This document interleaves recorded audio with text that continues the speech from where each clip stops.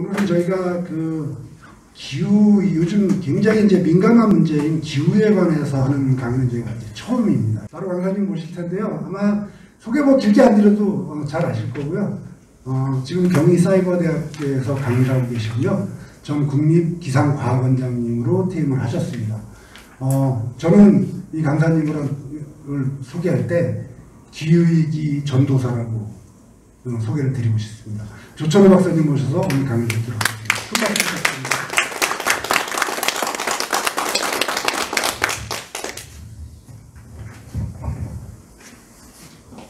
네, 반갑습니다. 저는 앞서 소개받은 대기과학자 조천호라고 합니다. 춘천시민 여러분들하고 기후위기에 대해서 함께 생각할 수 있는 이런 귀한 시간 갖게 돼서 굉장히 영광스럽게 생각합니다. 오늘 생존의 문제, 기후변화 대응이라고 하는 이런 주제로 좀 생각을 해보겠는데, 지금 맨 앞에 줄무늬에 이제 디자인이 하나 있어요. 저게 세로줄 한 줄 한 줄이 지구 평균 기온을 지금 나타내고 있습니다. 그래서 이제 파란색이 강하면 강할수록 평년보다 온도가 낮았다는 걸 의미를 하고요. 빨간색이 강하면 강할수록 평년보다 온도가 높았다는 걸 의미를 해요. 그래서 지난 1850년이요, 이제 최근까지 지구의 평균 기온 이렇게 지금 상승이 되고 있는 이런 모습을 보여주고 있습니다. 자, 지금 이제 저런 추세로 우리가 그냥 계속 쭉 가버린다라고 하면, 우리가 그걸 이제 비즈니스 에즈 유주얼, 지금 이대로 내달린다면 여기 데스, 죽음이다라고 하는 것이죠. 지금 저 사진은 2019년도에 영국의 그 기후 활동가들이 출근 시간에 저렇게 전철 위에 올라가고 저런 현수막을 이제 펼쳐버린 겁니다. 자, 그러니까 저 전철 안에 타 있는 사람들은 오늘 이제 제 시간에 출근을 해갖고 자기 가족을 부양을 해야 되는데 이 전철이 출발을 못하죠. 사람이 저 위에 저렇게 있으니까. 그러니까 저 안에서는 지금 짜증에 만땡이 돼 있는 지금 이런 상태가 이제 된 것입니다. 자, 이 전철 위에서는 미래 생존의 이런 지속 가능성을 걱정을 해갖고 저런 현수막을 펼쳐버렸는데, 지하철, 저 전철 안에 있는 사람들은 오늘 먹고 사는 이 문제 때문에 또 그걸 걱정을 해야 되는 사람들이에요. 그래서 이런 미래 가치, 그 다음에 오늘 현재의 가치라고 하는 게 이제 충돌되고 있는 이런 모습을 갖다가 아주 잘 보여주는 그런 사진입니다. 자, 그런데 앞으로 지금 우리가 이 기후 변화의 시대, 변화라고 하는 건 뭔가 전환이 일어나는 시대예요. 자, 이러한 시대에 이제 우리가 진입을 했다라고 하는 것이고, 자, 이러한 전환이 어떻게 이루어질 것인지는 우리가 1962년으로 가보도록 하겠습니다.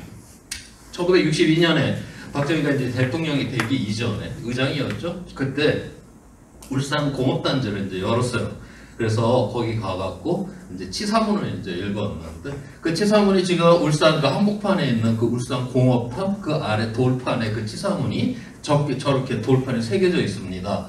여기 붉은 줄로 되어 있는 이 부분인데, 공업 생산의 검은 연기가 대기 속에 뻗어나가는 그날의 국가민족의 희망과 발전이 눈앞에 도래하여 있음을 알 수 있는 것입니다. 자, 1960년대에는요, 공장 굴뚝에서 시커먼 연기가 막 뿜어져 나오는 걸 보면서 우리도 이제 잘 살게 되었구나, 민족이 중흥을 하게 되었구나, 가슴이 막 벅차 올랐다라고 하는 거예요. 지금 그런데 우리 동네에 있는 공장 굴뚝에서 시커먼 연기가 나온다? 저게 내 폐로 들어가고 우리 애 폐에 들어가 정말 참을 수 없는 분노를 느끼고 당장 저 공장 어떻게 문 닫아버리기 위해서 최선의 노력을 다하겠죠. 자, 똑같은 현상이에요. 그런데 우리가 1960년대에는 우리도 잘 살고 민족이 중흥한다 그러면서 가슴이 벅차오르는데, 지금은 완전히 그거랑은 다른 우리는 분노에 휩싸이는 그런 상황이 되었다라고 하는 거예요. 어떻게 똑같은 현상을 보면서 그 몇십 년 만에 이렇게 바뀔 수가 있냐라고 하는 것이죠. 마찬가지예요. 지금까지 우리는 화석연료라고 하는 걸 태워서 이렇게 찬란한 문명을 지금까지 만들어 왔는데, 앞으로는 우리가 화석연료를 쓴다라고 하는 것이 바로 비도덕적이고 비윤리적인 바로 이러한 세상으로 우리는 지금 진입해 들어가고 있다라고 하는 것입니다.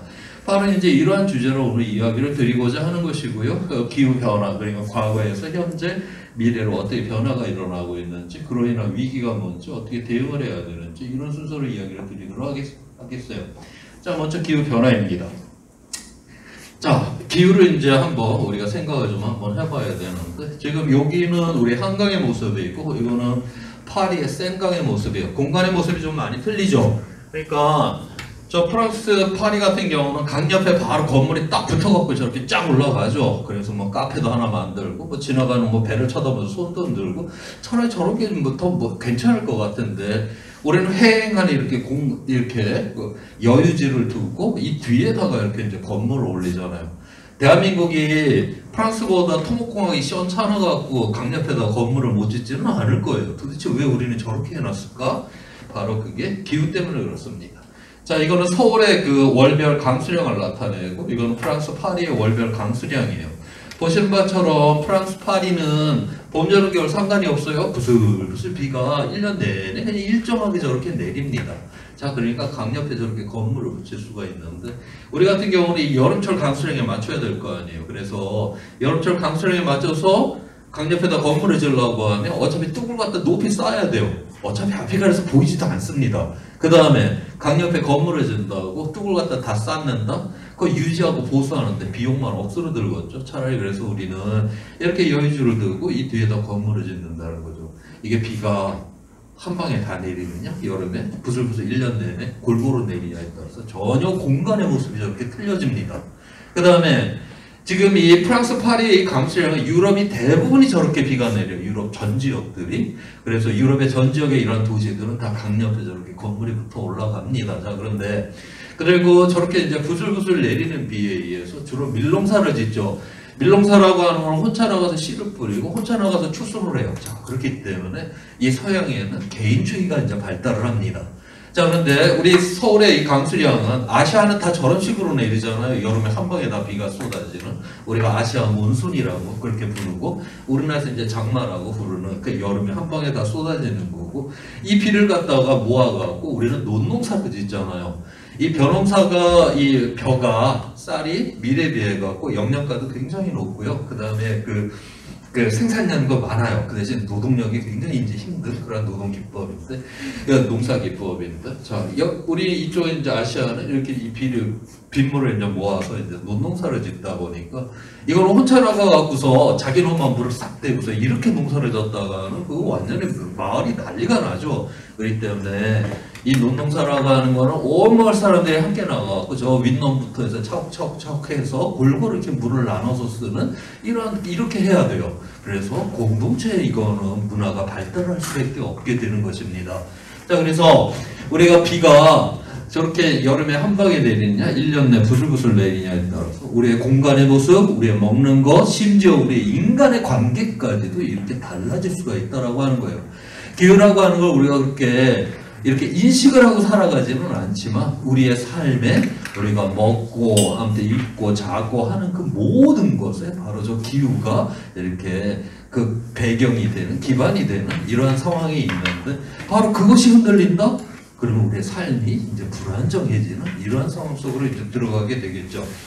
자, 그 다음에 기후에 대한 이야기를 했고, 우리 인류가 이 지구상에서 이제 등장을 하게 될 때 어떠한 환경에서 등장을 하게 됐는지 그 이야기를 한번 해보도록 하겠습니다. 자, 이거는 500만 년 전이고요, 여기가. 그래서 지금 여기 현재까지 해갖고, 지난 500만 년 동안에 인류가 이제 진화를 하는 개통도를 지금 보여주고 있습니다. 지금 약 250만 년 전에 인류가 이 두 갈래로 이제 갈라서게 되는데, 뭔가 이제 이유가 있으니까 저렇게 갈라섰겠죠. 자, 그때 어떤 일이 일어났는가를 한번 보도록 할게요.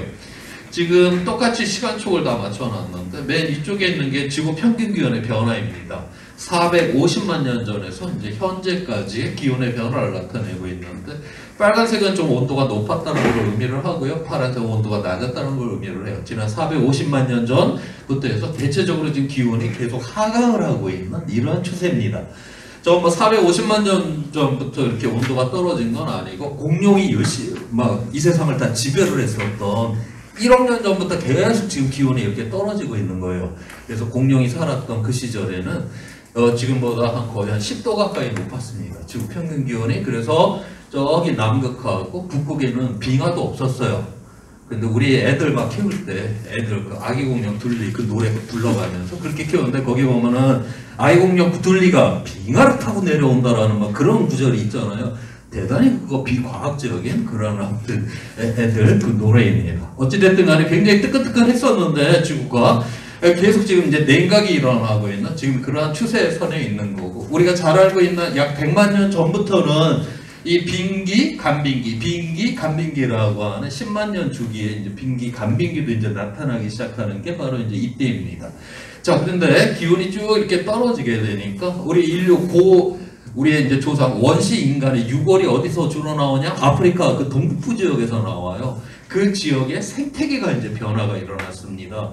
원래 그 지역은 지금 우리 동물의 왕국에서 보면 사자가 살고 이런 동네 보면은 초지가 쫙 깔려 있고 군데군데 나무가 이렇게 몇 그루 있고 그 밑에 이제 사자들이 이제 누워 자고들 있잖아요. 우리가 그걸 사바나 기후라고 하는데 지금 원래는 그 지역이 그렇지가 않았어요. 그러니까 지금으로부터 300만 년 전 이때만 해도 거기는 밀림의 그러한 지역, 나무가 꽉 차 있는 그러한 지역이었는데 저희가 이제 기온이 쭉 떨어지게 되면서 건조화가 일어나갖고 기후가 변화가 된 거예요. 그러다 보니까 거의 식생이 이제 변화가 됐죠. 자, 그럼 저 지역에 살던 우리 원시 인간들은 갑자기 우리 환경, 식생의 이 환경이 변화가 됐으니까 어떻게 변화가 됐냐?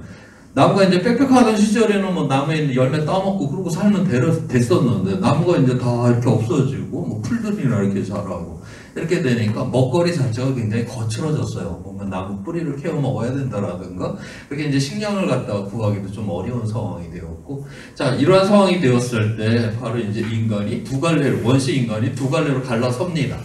이때 갈라서는데 이 파란트로푸스 속이라고 하는 이쪽은 어떻게 저 문제를 해결했냐? 갑자기 저렇게 이제 변화된 환경에 자기 이빨하고 자기 턱이 틀려져요. 그래갖고 저렇게 거칠은 식량을 먹을 수 있는 이러한 새로운 존재가 등장을 하게 되었습니다. 그리고 우리의 조상이 되었던 이 호모속이라고 그러죠. 이쪽 계열들은 문제를 어떻게 해결했냐? 그 변화된 환경에 이때 보면은 이쪽으로 가서 뇌가 커지는 건데 이때 보니까 뇌가 이렇게 확 커져 버렸어요. 다시 말해서 똑똑해져 버린 겁니다.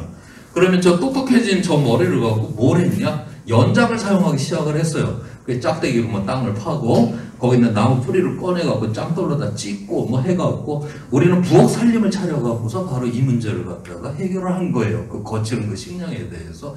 자, 이렇게 이제 인간이 이 변화된 환경에 이렇게 이제 대응하는 존재가 이제 두 갈래로 이렇게 갈라서게 됐고, 우리 조상이 연장을 사용하기 시작을 했다라고 해갖고 바로 그 생태적 최고의 지위에 오르지는 못합니다. 저 당시에 그 원시 유골들이 나오는 이러한 지역을 갖다 조사를 하게 되면 동물의 뼈가 거의 바스라진 형태로 막 이렇게 확 쌓여 있어요. 그래서 그거를 인류 고고학자들은 어떻게 해석을 하냐? 당시에 이런 이제 사자가 짐승을 한 마리 잡아먹죠. 그럼 살점이 이렇게 많이 달려 있잖아요. 그러면 바로 그때 저 원시 인간들은 거기에 접근을 못해요. 그러니까 독수리, 하이에나 얘네들보다도 못한 거예요. 우리 인간의 존재가. 그래서 걔네들이 와서 그냥 살점을 다 뜯어먹고 뼈만 항상하게 남았을 때 그때서야 우리 사람들은 거기에 원시 인간들은 접근이 가능했다라는 거예요. 그래서 그 뼈를 갖다 이제 주워와갖고 돌멩이로 깨트려갖고 그 안에 있는 골수를 빼먹는 수준이 인간의 그 생태적 지위였습니다. 우리가 그러면 언제부터 생태적 최고의 지위에 올랐냐? 여기 지금 호모 사피엔스, 그러니까 현생 인류, 우리가 이제 동일한 존재가 이 지구상에 등장했었을 때, 자, 이때 보니까 머리가 무지무지 좋아졌잖아요. 자, 그런데 이 좋아진 머리만 갖고 우리가 생태적 최고의 지위에 오르냐? 지금 여기 천재가 한 명 있다라고 합시다. 근데 어떤 문명의 어떤 지원도 받지 않고 지금 사자가 사는 지금 아프리카 거기에 내던져졌다라고 해요. 우리가 아무리 머리가 좋은 존재라 해도 짝대기하고 돌멩이 하나 들고 지금 사자가 누워 자고 있는 그 나무끈을 갖다가 다 걔네들 쫓아내고 그 자리를 우리가 차지 못하죠. 우리가 문명의 지원을 받지 않으면 그 아무리 천재라 한들 우리가 그렇게 생태적으로 대단한 존재가 아닙니다. 어떻게 그런데 우리 몸뚱이 자체는 그렇게 대단치가 않은데 어떻게 우리는 생태적 최고의 지위에 올랐냐? 우리는 저 좋아진 머리를 갖고 정보를 모았잖아요. 근데 그 정보를 갖고서 어디 가면 식량이 좋은 게 있고 어디 가면 뭐 맛있는 게 있고 뭐 이런 거를 이제 정보를 모으는 그 재주를 이제 갖게 되었어요. 근데 그거를 혼자 꼬부쳐뒀냐? 그렇지는 않았다라는 거죠. 그 정보를 내 동료한테 알려주고 내 정보가 떠가 알고 있는 그 정보를 나한테 알려주고 그래서 더욱더 좋은 정보를 만들어내고 그거를 또 우리 다음 세대한테 또 전달을 하고 바로 그렇게 우리는 연대라고 하는 것을 통해서 생태적 최고의 지위에 마침내 올라서게 되는 것입니다. 그 다음에 여기 지금 각자 도생의 길을 걸어갔던, 그러니까 자기 이빨하고 자기 턱을 튼튼히 만들어서 각자 도생이 그 길을 걸어갔던 이 파란트로푸스 속은 결국 멸종으로 끝나버리죠. 연대를 택했던 우리의 조상들이 바로 오늘날 생태적 최고의 지위에 오른 그 지위를 바로 우리한테 물려줬다라고 하는 거예요. 그래서 우리가 저 과거의 역사를 보게 될 때 오늘날 인간의 이 출현이라고 하는 거는 정말 좋은 환경에서 출현을 한 게 아니라 바로 어려운 그 환경을 극복하는 과정에서 오늘날의 인류가 출현을 했고, 또한 우리가 생태적 최고의 지위에 도달한 건 바로 우리는 연대를 통해서 최고의 지위에 올랐다라고 하는 것을 바로 과거의 역사가 이야기를 해주고 있어요. 그 다음에 이 문명이라고 하는 거는 또 어떤 조건에서 또 출현을 하게 됐나? 그 이야기를 한번 해보도록 하겠습니다. 호모 사피엔스, 현생 인류가 우리 뭐 20만 년 전, 30만 년 전이면 이제 지구상에 등장을 해요. 자, 그런데 오늘날 우리는 뭐 몇십 년 만에 온 세상을 다 뒤집어 놓는 존재들인데 대부분의 시간을 우리 조상은 구석기 시대를 보냅니다. 30만 년 전에 등장은 했는데 구석기 시대. 우리가 신석기라고 하는 농업을 한 건 고작 몇 년밖에 안 되잖아요. 나머지 시간은 다 구석기 시대를 보냈다라는 거죠. 도대체 우리는 몇십 년 만에 온 세상을 다 뒤집어 놓는 존재들인데 우리 조상들은 왜 저리도 오랫도록 왜 저기서 구석기에서 벗어나지 못했을까? 그것을 이제 설명을 해주는 그런 이제 과학의 증거입니다.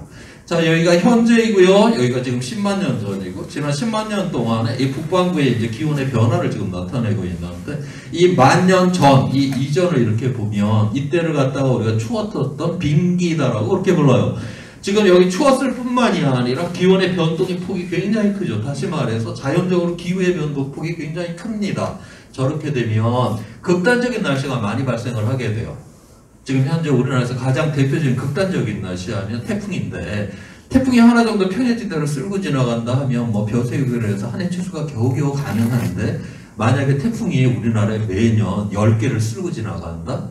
대한민국에서 농사 지으려고 하는 사람이 아무도 없겠죠. 그러한 조건에서 누가 농사를 짓겠습니까? 바로 이때 그렇게 극단적인 날씨가 워낙 많았기 때문에 이때는 농업이 불가능했다라고 하는 거예요. 그래서 10,000년 전 이전, 이 빙기 때, 이 빙기 때라고 해서 빙하가 지구를 다 둘러싼 게 아닙니다. 저 때 가장 빙하가 확장이 되었을 때 육지 면적의 약 4분의 1 정도를 덮어요. 지금 현재는 육지의 한 10분의 1 정도를 덮고 있는데, 자, 그러니까 저 빙기 때 아무리 추웠을 때라 해도 이 한반도에는 빙하 구경도 못했습니다. 여기에 빙하라는 건 여기 들어오질 않아요. 그러니까 다 그냥 생태계에 다 있었고 사람도 다 살았는데, 근데 왜 농업을 못했냐? 추워서가 아니라 극단적인 날씨가 워낙 많이 발생을 했기 때문에 농업이 불가능했다라고 하는 거예요. 자, 그러다가 2만 년 전부터 천문학적인 조건이 변하면서 지구가 따끈따끈해지기 시작을 합니다. 그래서 10,000년 전부터는 기온이 굉장히 올라갔을 뿐만이 아니라 기온이 바로 기후가 이렇게 안정이 되잖아요. 저렇게 이제 기후가 안정이 되니까 저때서야 우리 인간은 씨앗을 심는 신석기가 바로 저때 이제 시작이 되는 것이죠. 그 다음에 이제 강하구에는 이 농업 생산량이 이제 많으니까 바로 거기에 사람들이 많이 몰려 살게 되는 것이고, 또 많이 몰려 사니까 뭔가 이게 축적이 되는, 문명이 축적이 되니까 바로 거기에서 이런 새로운 문명들이 탄생할 수 있는 이런 기반들을 닦게 됩니다. 그래서 오늘날 우리가 알고 있는 이런 문명이라고 하는 거, 심석기, 청동기, 설기해서 오늘날의 문명은 고작 요 10,000년 이내에 벌어졌는데, 이 10,000년 동안 뭐냐? 농업이 가능한 안정적 기후 조건에서 우리는 문명을 탄생했다라고 하는 것입니다. 자, 그래서 요 간빙기, 요 따뜻해졌던 요 기간을 갖다가 우리가 홀로세라고 부르고 있는데, 홀로세, 완전히 새로운 시대에, 이런 지질 시대에서 우리는 지금 생존을 하고 있는 거예요. 자, 그런데 우리가 이제 산업화 이후에 이 세상을 갖다가 굉장히 빠른 속도로 이제 변화를 시키고 있는데, 우리가 그걸 거대한 가속이라고 그렇게 부르고 있습니다. 그에 대한 이야기예요. 1900년에서 지금 최근까지 해서 여기서 생물의 총 양이라고 하는 거는 지구상에서 살아있는 그 모든 것들, 그러니까 식물, 동물, 곰팡이, 이런 것까지 다 이제 그 모든 무게를 우리가 생물의 총 양이라고 하는데, 실제는 나무의 무게가 대부분을 다 차지를 해요. 자, 이게 생물의 총량이 1900년이요. 뭐 그렇게 큰 변화가 없이 지금까지 이제 유지가 되고 있고, 인간이 만든 물질이라고 하는 거는 뭐 콘크리트, 자갈, 골재, 벽돌, 아스팔트, 금속, 뭐 플라스틱 뭐 이런 것들 아니에요. 만약 이런 거는 사람이 없었더라면 지구상에 있지를 않았을 건데 사람 때문에 저거 이제 생겨난 것들 아니에요.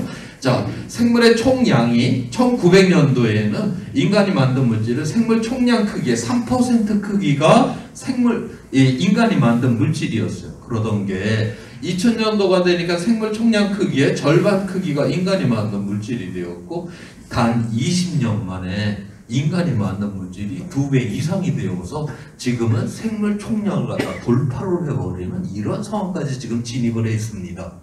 지금 전 세계적으로 평균적인 경제 성장률이 3%예요. 3%씩 매년 성장을 그렇게 꼬박꼬박 하잖아요. 그러면 23년이 지나면 경제 규모가 2배가 됩니다. 자, 경제 규모가 2배가 됐어요. 이거를 순전히 인간의 두뇌하고 인간의 근육의 힘만으로 경제 규모가 2배가 되냐? 택도 없죠. 우리가 그만큼 더 자원과 에너지를 뺐어야 되는 것이고, 그만큼 더 온실가스 오염먼지를 내뿜어야 되는 거고, 그만큼 더 쓰레기를 쌓아둬야지 경제 규모가 2배가 되는 것입니다. 또 다른 예로다가 생물 실험실에서 이 배양 접시라고 하는 곳에 이 영양분을 이렇게 집어넣고 거기다 미생물 한 마리를 이제 집어넣어요. 한 마리가 2마리로 이제 증식을 하고 4마리, 8마리, 16마리, 32마리, 60마리 막 이런 식으로 증식하는 걸 우리가 기하, 급수적으로 이제 증식을 한다라고 해요. 거대한 가속이 이제 붙은 그런 상황을 이제 의미를 하는 것인데, 오늘날 인간이 만든 물질이 이 지구상에서 이 증식하는 모습이 바로 기하급수적으로 지금 이렇게 지금 증식을 하고 있는 그런 상황에 있어요. 자, 그런데 이 배양 접시에 이 미생물이 절반을 채울 때까지는 시간이 제법 오래오래 걸립니다. 그런데 절반을 한번 딱 채우고 나서 한 번만 더 증식을 하고 나면 그 배양 접시에 미생물이 꽉 차고 거기 있는 영양분 쭉 빨아먹고 멸절을 해버린다라고 하는 것이죠. 자, 지금 바로 오늘날 지금 이 지구라고 하는 이건 유한한 이건 물질로 돼 있잖아요. 지구가 무슨 정신이라서 무한히 갈 수 있는 게 아니라 이건 물질의 유한한 세상인데, 바로 오늘날 인간이 만드는 세상이 이 물질적 한계를 넘어서려고 하는 이러한 상황이 지금 일어났다는 거예요. 이렇게 되게 되면 지구가 인간을 공격을 하게 됩니다.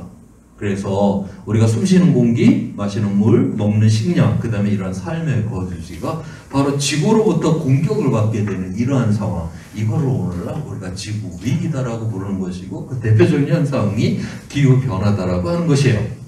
자, 지금까지 사람들이 배출한 그 온실가스로 인해 갖고 지금 지구 평균 기온의 1도를 변화를 시켰습니다.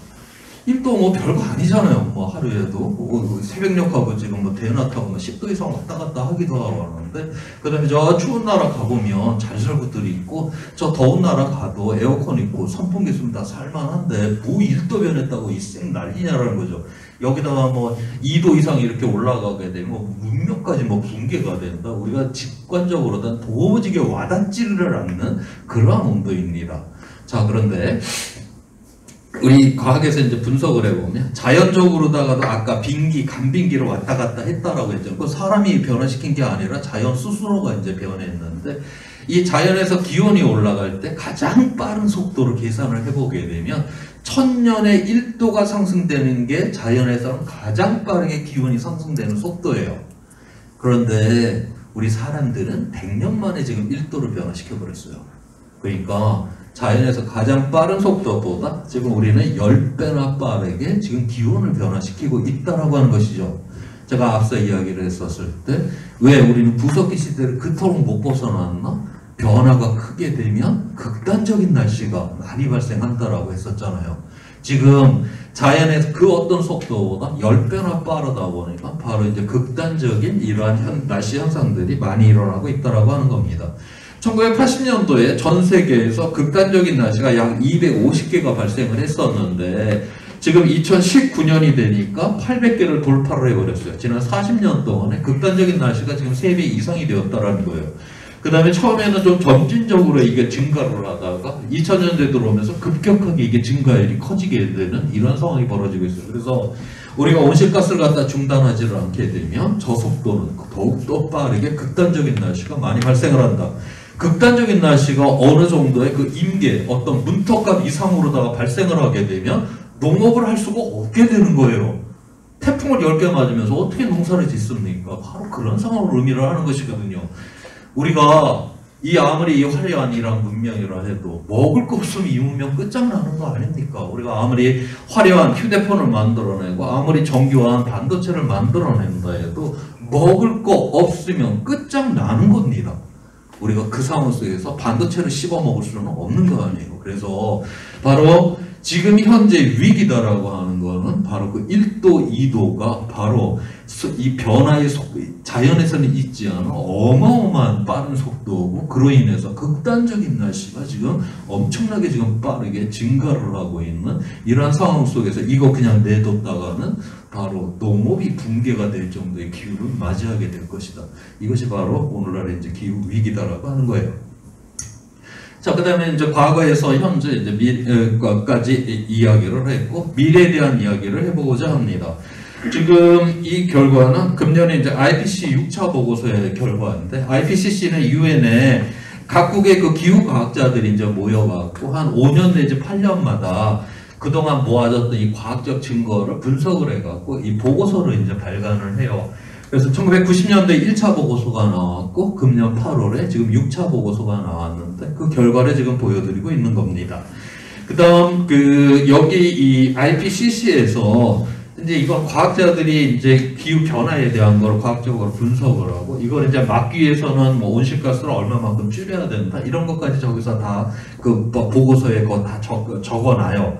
그렇다고 해서 이제 과학자들이 자기 나라 돌아와갖고, 야, 화석연료 이렇게 쓰지 마, 이런 말을 못하죠. 왜냐하면 화석연료를 우리가 줄인다라는 건 그 이해 당사자들끼리 그 충돌을 해야 되는 문제들 아니에요. 그건 과학자들이 할 수 있는 일이 아니거든요.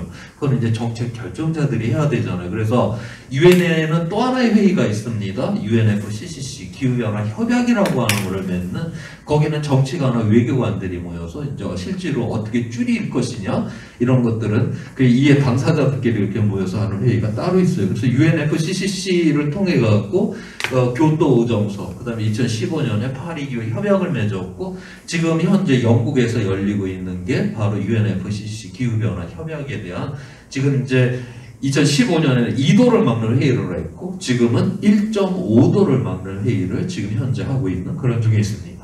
자, 이거는 금년에 이제 IPCC 보고서라고 이야기를 했고, 지난 1950년에서 현재까지 이제 기온의 변화를 보여주고 있고, 미래 기후가 하나가 아니라 여러 갈래로 이렇게 갈라지게 되잖아요. 자, 미래 기후는 이제 자연이 결정을 하지를 못해요. 인간이 어떤 세상을 만드냐에 따라서 미래 기후가 결정이 된다라고 하는 것이죠. 그래서 인간이 만드는 미래 기후라고 하는 게 어떤 미래냐? 여기 SSP 이제 5라고 하는 게 이게 성장 미래인데, 전 세계가 오직 경제 성장을 하기 위해서 마음껏 온실가스를 갖다 뿜어대면서 경제 성장에 매진을 하는 경우에 금세기 말에 5도까지, 지금 평균 기온이 5도까지 상승을 하는 거예요. 그 다음에 SSP3 시나리오라고 하는 거는 각 나라들이 각자 도생입니다. 우리나라만 잘 살면 돼. 그 다음에 우리 지역만 잘 살면 돼. 그 다음에 내 집단만 잘 살면 되고 내 가족만 잘 살면 돼 하는 각자 도생으로 이 세상에 이렇게 날뛰게 되는 경우에는 이제 분열적 사회상이라고 해갖고 금세기 말에 한 4도 정도 기온이 올라가게 될 거다라고 보고 있고요. 그 다음에 이제 SSP2가 중간 시나리오 있고, SSP1 시나리오가 지속 가능한, 우리 인류가 지속 가능한 미래를 살 수 있는 그러한 시나리오입니다. 이게 지금 두 가지로 되어 있는데, 여기 뭐 1.9, 2.6이라고 하는 숫자가 붙어져 있어요. 저거는 온실가스에 의해 갖고 이제 지구에서 잡혀지게 되는 그 열의 양을 갖다 의미를 합니다. 그래서 SSP1 1.9는 2100년까지 1.5도를 막는 시나리오이고요. SSP1 2.6이라고 하는 거는 지구 평균 기온을 2도 이내로 막는 그런 시나리오예요. 그래서 이런 시나리오들이 있습니다. 지금 현재까지는 우리 인간이 1.1도를 화석연료를 태워서 1.1도를 지금 변화를 시켰는데, 지구 평균 기온은 우리 체온하고 좀 가장 비슷해요. 체온이 정상보다 1도 이상만 높으면 머리가 좀 띵하고 컨디션이 별로 안 좋아요. 그래서 내가 몸에 지금 어딘가 이상이 있는 것 같아요. 그 이상 상태를 감지를 하거든요. 그것처럼 지금 현재는 전 세계적으로 이렇게 그 여기저기에서 뭐 일시적으로다가 이렇게 기후 위기가 일어나고는 있지만 지구 전체 차원에서 기후 위기가 일어났다고 보질 않아요. 지금은 지구 전체 차원에서는 기후 위기를 감지를 하고 있는 지금 그러한 수준에 있습니다. 자, 그런데 이제 2도 이상 올라가게 되면 그때부터는 진짜 파국적인 실질적인 이제 기후 위기가 이제 일어난다라고 보는 것이고, 바로 이제 요거는 2015년에 파리기후 협약에서 그렇게 맺었잖아요. 저거는 바로 2013년도에 IPCC 5차 보고서 기후과학자들이 2013년도에 2도를 넘게 되면 파국적 상황이 된다라는 그때 합의를 한 것이고, 정책 결정자들이 2년 후인 2015년에 바로 이 2도를 막아야 된다라고 그렇게 이제 합의를 한 거예요. 그런데 2013년도에 이 IPCC 5차 보고서가 나오던 그 당시에 일부 기후과학자들이 아니다, 이게 2도뿐만이 아니라 1.5도를 넘어도 이거 위험한 거야, 이렇게 이제 주장을 했는데, 그 당시 갖고 있었던 이 과학적 증거를 갖고서는 유엔에 있는 각 나라에 이 기후과학자들이 합의를 해주지는 않았어요. 그 1.5도에 대해서는. 그래서 이제 2도가 위험하다라고 했고, 그걸 이제 2015년에 파리기후 협약에서 그렇게 한 것이고, 그러면 1.5도 문제를 어떻게 하기로 했냐? 그러면 2013년도에 5년 동안 더 과학적인 증거를 더 모아보자. 그래서 5년 더 그 증거를 모은 다음에 분석을 해갖고 그 다음에 다시 한번 이야기를 해보자라고 그렇게 결정을 했어요. 그래서 2018년도에 인천에서 모여갖고 이 IPCC 특별총회를 다시 하게 됩니다. 그래서 새롭게 모아진 그 5년 동안의 과학의 결과를 분석을 해보니까 이제는 2도뿐만이 아니라 1.5도를 넘어도 이제 위험으로다가 들어갈 수 있다라고 저 당시 합의를 하게 돼요. 그 다음에 저 1.5도를 막으려고 하면 2050년까지 탄소 중립에 도달해야 된다는 걸 그 보고서에서 싣게 됩니다.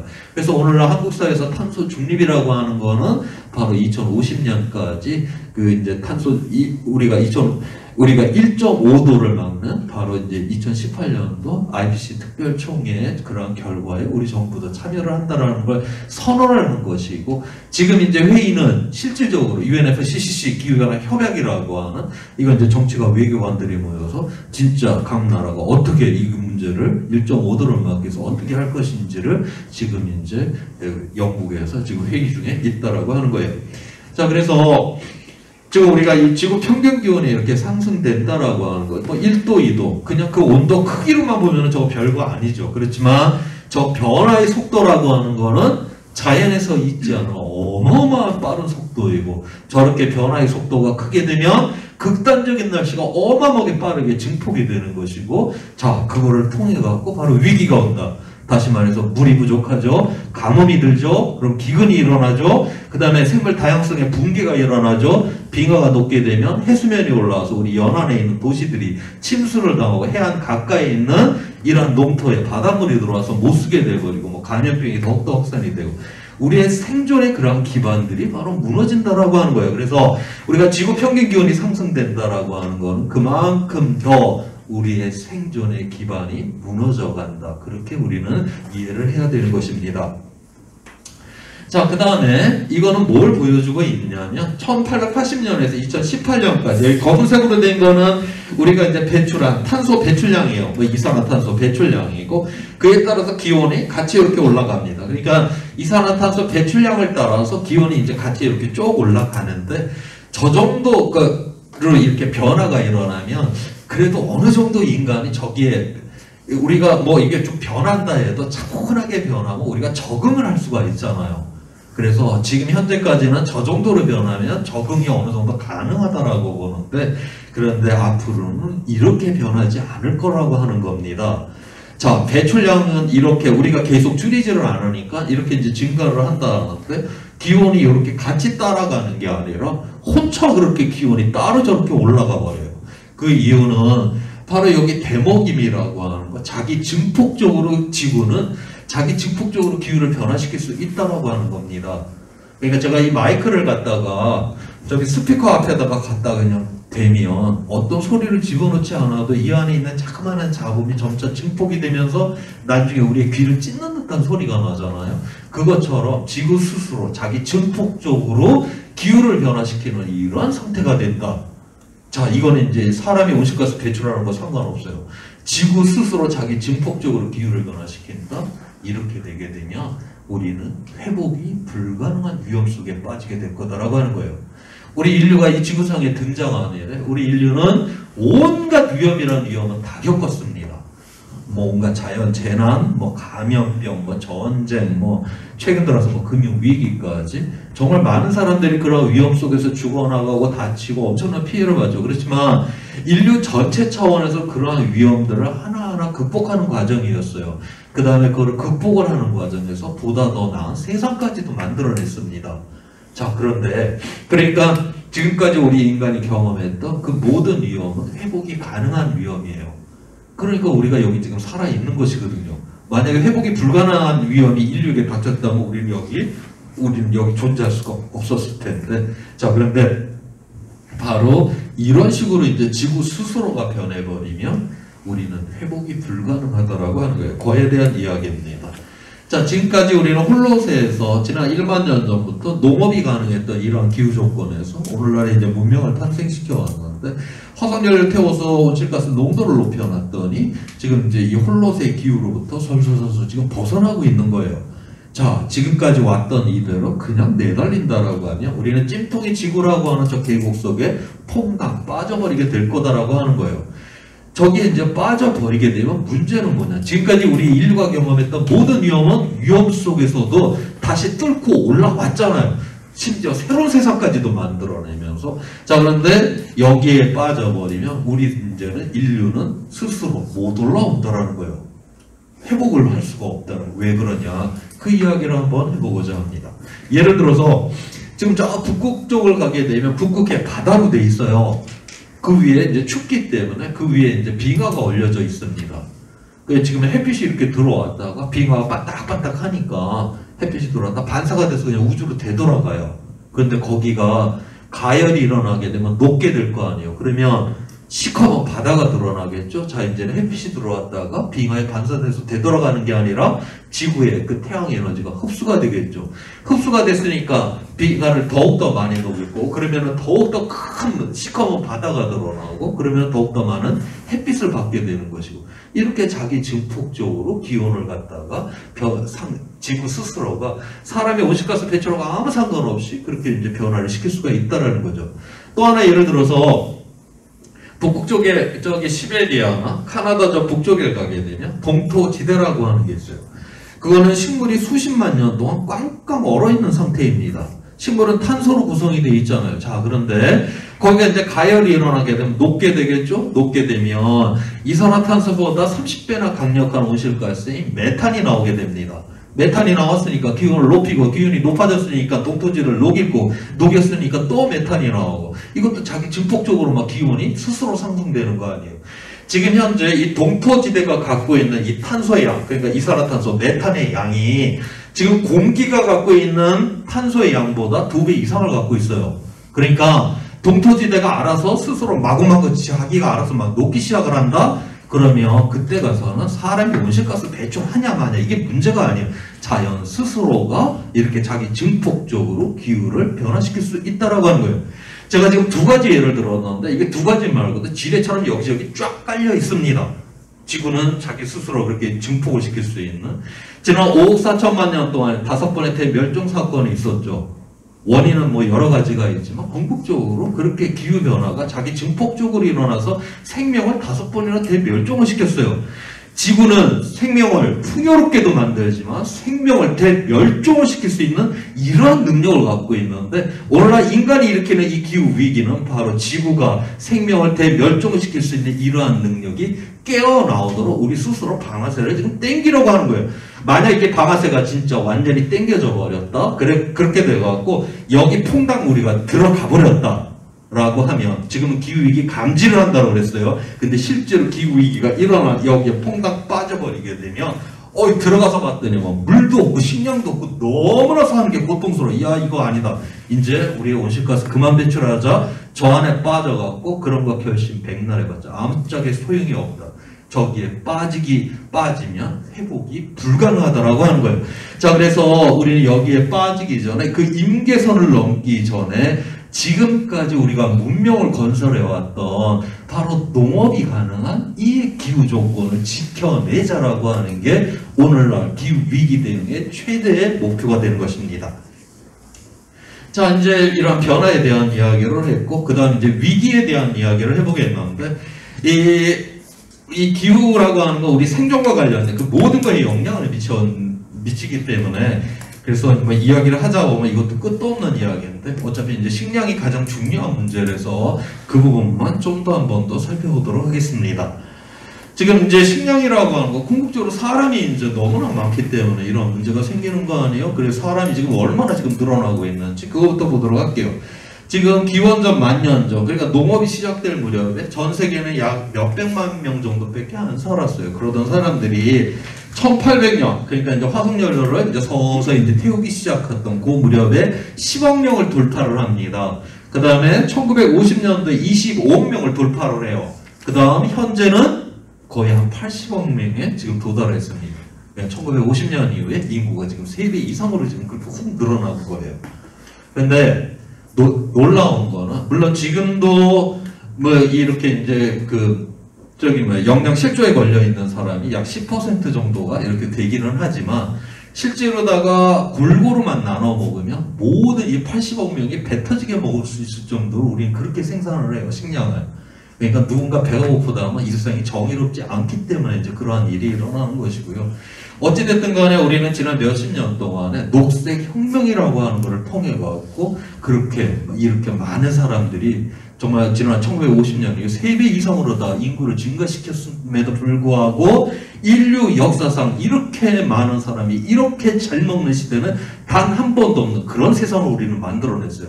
지금 우리는 어마어마하게 찬란한 시대를 갖다 인류 전체 차원에서 봤을 때는 이렇게 찬란한 시대는 단 한 번도 없었던 그런 시대를 우리는 지금 살아가고 있는 겁니다. 자, 그런데 이러한 세상이 계속 지속될 거냐? 더욱더 발전까지 해가면서 자, 거기에 이제 문제가 있다라고 하는 거예요. 지금 이제 인구가 80억이라고 했는데 이 인구 증가율은 계속 지금 떨어지고는 있어요.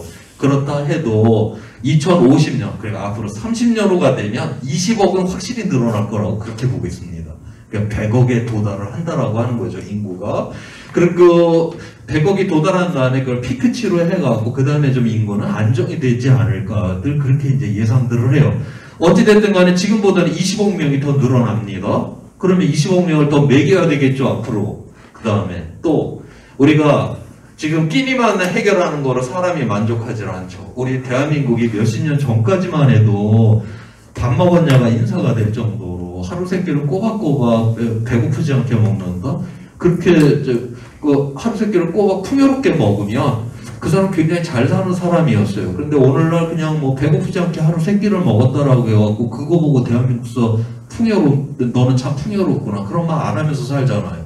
그만큼 이제 우리 사회가 그렇게 되었다라고 하는 거고, 거기에서 한 발 더 나가갖고 지금 한번 TV를 한번 틀어보십시오. 지금 지지고 뽑고 튀기고 지금 꽂고 지금 대한민국 난리가 났어요. 지금 먹방을 그거 만들어 놓고 우리는 먹는 욕망을 극대화를 시키는 이런 세상을 지금 만들어 놓고 TV 앞에서 침을 질질 흘리면서 지금 그렇게 살아가고 지금 있잖아요. 근데 이게 우리나라만 그럴까요? 지금 중국, 베트남, 인도 이런 데 다 경제 성장률 굉장히 빨라요. 저 친구들도 이제 살만해지면 이제 끼니 해결하는 게 문제가 아니죠. 저 친구들도 서양 애들처럼 먹겠다고 먹방 만들어 놓고 다 침 질질 흘리는 그런 세상이 될 거다라고 하는 거예요. 자, 그래서 2050년에 인구가 20억이 늘어나고 그 다음에 인간의 먹는 욕망을 충족을 시켜주기 위해서는 지금 현재보다 곡물 생산량이 60 내지 70%가 더 늘어나야 된다라고 지금 그렇게 보고 있어요. 근데 지금 기후 위기가 일어나고 있잖아요. 현재 배출량을 그대로 유지를 한다라는 가정하에서 어떻게 될 것이냐. 지금 2000년도에 생산이 되었던 이 곡물 생산량이 옥수수는 24%가 줄고 밀은 3%가 줄고 쌀은 11%가 줄고 감자는 9%가 줄어들 것이다. 수요는 60 내지 70%가 늘어나요. 식량에 대해서. 근데 공급은 오히려 줄어드는 세상이다. 식량을 갖고 이 수요와 공급의 이제 불일치의 세상으로 들어간다. 이렇게 되게 되면 바로 이 세상이 아수라장이 될 가능성이 많다라고 하는 겁니다. 거기에 대해서 이미 일어난 일로다가 우리가 이 미래에 식량의 문제가 생겼을 경우 어떤 일이 일어나는지를 한번 보도록 할게요. 지금 이 그림은 여기서 실선으로 이렇게 되어 있는 거, 이것을 우리가 건조 한계선이라고 그렇게 불러요. 이 건조 한계선은 1년 동안의 강수량이 약 한 200mm가 내리는 지역입니다. 우리나라 강수량이 1400mm니까 우리나라보다 한 7분의 1 정도밖에 비가 안 내리는 그런 지역이에요. 그런데 저 200mm는 농업을 할 수 있는 마지막 한계선입니다. 그러니까 그래서 이 건조 한계선이 이 북쪽에 하나 그어져 있고 지금 이 남쪽에 하나 그어져 있죠. 그러니까 이 사이에서는 하늘에서 떨어지는 비가 200mm 이하이기 때문에 이 비만 갖고서는 농업이 불가능한 지역을 의미를 해요. 그런데 이 건조 한계선이 지나가는 이 지역은 그래도 옛날에는 여기 200mm가 내렸잖아요. 그러니까 농업을 하면서 사람들이 그럭저럭 이제 먹고 살아왔던 거예요. 근데 오늘날 이 기후 위기가 일어나면 바로 저런 임계선들이 있는 저기부터 무너지기 시작을 합니다. 그래갖고 저런 지역들이 지금 대부분 다 가뭄에 지금 시달리고들 있어요. 자, 그러다 보니까 어떤 일이 일어났냐. 우리가 첫 번째 기후전쟁을 수단이 이제 다르푸르 사태라고 그렇게 보고 있는데, 수단이 나라는 하나인데, 저 북쪽에는 그 아랍계가 그 유목을 하면서 이슬람을 믿으면서 살고 있고, 이제 이 남쪽에는 이 아프리카계가 농업을 하면서 기독교를 믿으면서 살고 있어요. 그런데 저 지역에 이제 가뭄이 들었잖아요. 그러다 보니까 이제 북쪽에 있던 이 유목 민족들이 남쪽으로 내려오게 되었습니다. 나라는 하나지만 저 종족이 틀리잖아요. 피부색도 완전히 틀리고. 자, 이렇게 되니까 우리는 학교 다닐 때 그러니까 뭐 식량 먹을 게 부족하면 콩 한 조각을 쪼개 먹어야 된다. 우리 도덕교과서에서 우리 그렇게 배웠죠. 그런데 인류 역사에 있어서 식량이 부족했을 때 콩 한 쪽을 쪼가 먹었다? 이런 역사가 없습니다. 식량이 부족했었을 때 이렇게 민족과 민족이 만나고 종족과 종족이 만났다? 전쟁이 터져버렸죠. 바로 여기서도 바로 종족 학살이 일어났습니다. 그래서 2003년부터 해서 10년에 걸쳐서 약 30만 명이 이때 학살이 됐어요. 그걸 우리가 첫 번째 기후전쟁이라고 부릅니다. 그 다음에 이 시리아 지금 내전, 지금도 아직 저 문제는 깔끔하게 끝나지 않은 문제 아니에요. 저 시리아도 바로 이 건조 한계선을 지금 지나가는 나라인데 거기에 대해서 좀 더 한번 구체적으로 살펴보도록 할게요. 이 그림은 그 유엔의 세계 식량 기구에서 매월 곡물의 가격 지수를 저렇게 이제 산출을 합니다. 자, 2007년에서 2008년 1년 동안에 느닷없이 곡물 가격이 2배로 튀어버린 거예요. 저 때 물론 전 세계적으로 여기저기에서 좀 가뭄이 좀 일어나기는 했는데 제가 앞서 이야기를 했지만 아무리 기후 조건이 안 좋다 해도 지금 현재는 이 식량 생산을 갖다 골고루 나눠 먹으면 배 터지게 먹을 수 있는 그렇게 생산을 해요. 그런데 이제 여기에서 이때 이렇게 왜 그런 가격이 올라갔냐? 이 투기 자본들이 이제 달려들어가고 저렇게 이제 가격을 훅 하고 저렇게 올려놔 버렸습니다. 자, 저렇게 올려놓으니까 저기 빨간 줄로 되어 있는 건 뭐냐? 가난한 나라의 가난한 사람들은 자기 소득의 대부분을 식량을 구입하는 데 쓰잖아요. 그런데 갑자기 곡물 가격이 2배가 올라갔다? 갑자기 먹을 게 절반으로 줄었다? 사람이 그런데 이렇게 배가 고프게 되고 이러면은 그냥 배를 움켜쥐고 가만히 있지는 않죠. 특히 자기 자식이 뭐 굶는 거를 본다든가 이렇게 되면 사람이 이렇게 눈이 휙 돌아갑니다. 밖에 나가서 식량 폭동을 일으키게 되는 거예요. 그래서 이렇게 곡물 가격이 쫙 올라가니까 이 빨간 줄 한 줄 한 줄이 식량 폭동이 일어났던 그런 시점을 나타내고 있고, 그런 가난한 나라들, 가로 안에 있는 숫자는 식량 폭동으로 사망을 했던 사람들의 숫자를 보여주고 있어요. 곡물 가격이 쫙 올라가니까 저런 가난한 나라에서 식량 폭동이 한꺼번에 저렇게 쫙 같이 일어납니다. 굉장히 어떤 이 세상의 비참함을 보여주는 바로 그런 것을 여기서 지금 보여주고 있고요. 그런 일이 2010년도에도 또 일어나고야 말았어요. 저거는 시작이 어디였냐? 러시아였어요. 러시아가 밀을 상당히 많이 생산하는 나라예요. 그래서 수출도 많이 합니다. 그런데 2010년도에 러시아가 가뭄이 좀 심하게 들었어요. 그래서 단 한 톨도 수출을 하지 않고 자기 국민들만 먹여 살리겠다고 그렇게 나왔어요. 그러니까 이것도 투기자본들이 알고 바로 밀가루 가격을 확 올려놓은 것이죠. 자, 그래서 2010년도에 그 아랍의 봄이라고 하죠. 아랍의 대부분의 국가에서 엄청난 그런 데모가 일어났는데 그건 바로 밀가루 가격이 폭등이 되니까 바로 사회적인 폭동이 일어났던 그것이 바로 이제 그 아랍의 봄이다라고 하는 것이죠. 그런데 이 시리아가 딴 나라에 비해서 굉장히 이제 고통스러웠던 이유는 저게 건조 한계선을 지나가는 나라 아니에요, 시리아는. 그래서 2007년도부터 안 그래도 가뭄이 들어 있었어요. 안 그래도 먹고 살기가 너무 지금 힘든 그런 상황이었는데 바로 저 상황 속에서 두세 달 사이에 밀가루 가격이 한 60%가 빡 올라가니까 내전이 터져버립니다. 그리고 아시는 것처럼 IS라고 하는 극렬 분자들이 준동을 하게 되는 것이고, 자, 그렇게 되니까 결국 그 땅에 사는 사람들 입장에서는 이거는 뭐 먹을 것도 없는데 뭐 이거 뭐 전쟁은 나가고 이런 상황이니 결국 자기 땅을 버리고 난민이 된다라고 하는 건 바로 이렇게 비참한 상황 속에서 난민이 된다라고 하는 것을 여기서 지금 보여주고 있는 거예요. 자, 그래서 지금 우리가 이제 기후 위기가 일어나게 되면 뭐 물이 부족하고 식량이 부족하고 해수면이 올라와서 막 연안이 침수하고 그러면 그 땅에서 다 떠나야 될 거 아니에요. 난민이 돼야 되는 것인데 1.5도 이상으로 다 이렇게 기온이 상승하면 약 1억 명 정도, 2도 이상 상승을 하게 되면 약 7억 명 정도의 난민이 발생한다. 그러니까 이 수억의 인구가 먹고 살겠다고 막 남의 나라 국경을 막 넘나드는 막 이러한 세상이 된다라고 하는 것이죠. 이렇게 되게 되면 이 세상 자체가 아수라장이 돼버릴 수 있는 바로 그러한 위험 속에 빠질 수가 있다라고 하는 것이에요. 바로 이제 이러한 위험들이 있다라고 하는 것이고, 그 다음에 저런 이제 궁극적으로 그래서 이 기후 위기다라고 하는 거는 바로 우리가 무슨 뭐 지금 뭐 장마가 길다라든가 뭐 폭염이 길다라든가, 물론 그게 굉장히 우리한테 불편하고 실제로 우리 사회에 어려우신 분들이 더욱더 어려움을 겪고 하는 그런 문제가 있기는 하지만 대한민국의 그러한 뭐 폭염이니 무슨 장마가 길다라고 무너질 만큼 그렇게 허접한 나라가 아닙니다. 궁극적으로 기후 위기는 온 세상이 저런 아수라장이 돼버리는 이런 게 기후 위기다라고 하는 것이에요. 그래서 이런 사회적인 측면의 이런 위기에 대해서 한번 좀 더 살펴보도록 하겠습니다. 지금 우리가 지금 기후 위기라고 하는 이 폭풍우 속에 온 인류가 지금 이제 서서히 지금 밀려 들어가고 있는데 저 폭풍우 속에서 누구나 다 지금 똑같은 배를 타고 있지 않다라고 하는 거예요. 누구나 항공모함을 타고 있고 누구는 지금 쪽배를 타고 있다라고 하는 것이죠. 물론 기후위기가 극단화가 되었을 때는 저 항공모함도 쓸어버릴 거지만 저게 시작하는 단계에서는 바로 쪽배와 돛담배를 탄 저기부터 무너뜨린다. 다시 말해서 이 세상에 가장 약하고 가난한 곳부터 바로 공격을 받게 될 것이다. 바로 여기에 정의의 문제가 있다라고 하는 거예요.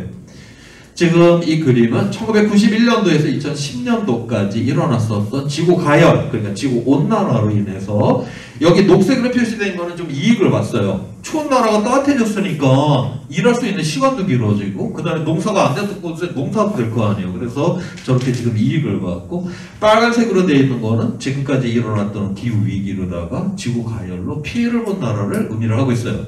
누가 그러면 이 기후 위기를 이렇게 지구를 가열시켰냐? 다시 말해서 누가 온실가스를 배출했나 봤더니 지금 이익을 본 나라들이 싹 다 이렇게 다 배출을 했고, 지금 피해를 보고 있는 나라들은 온실가스 배출하고 별 상관은 없는데 저 피해는 온팍 지금 다 감당을 해야 되는 대부분의 저 가난한 나라들이. 그래서 이 세상이 얼마나 지금 이렇게 지정학적으로 우리가 정의롭지 않은가를 갖다가 지금 여기서 이야기를 해주고 있습니다.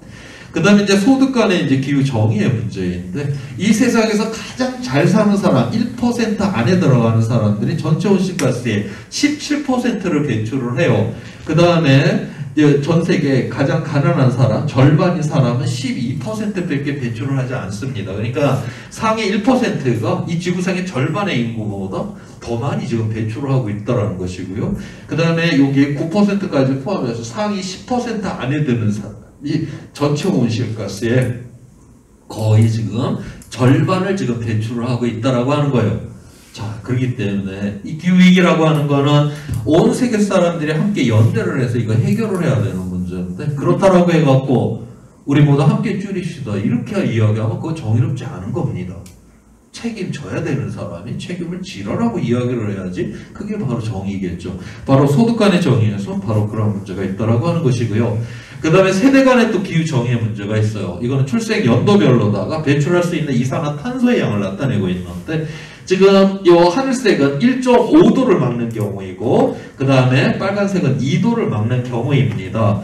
제 연배인 뭐 1960년대생 뭐 이런 때들은 지금 이미 살면서 다 배출해버렸잖아요. 1.5도를 막는다 해도 뭐 배째라죠 뭐 어떻게 다 써버렸는데 그래갖고 여기서는 뭐 이만큼 다 배출해버렸어요. 그렇지만 만약 1.5도를 막는다라고 하면 우리의 어린 세대들은 자기 할머니 할아버지 세대에 비해서 6분의 1밖에 배출을 할 수가 없어요.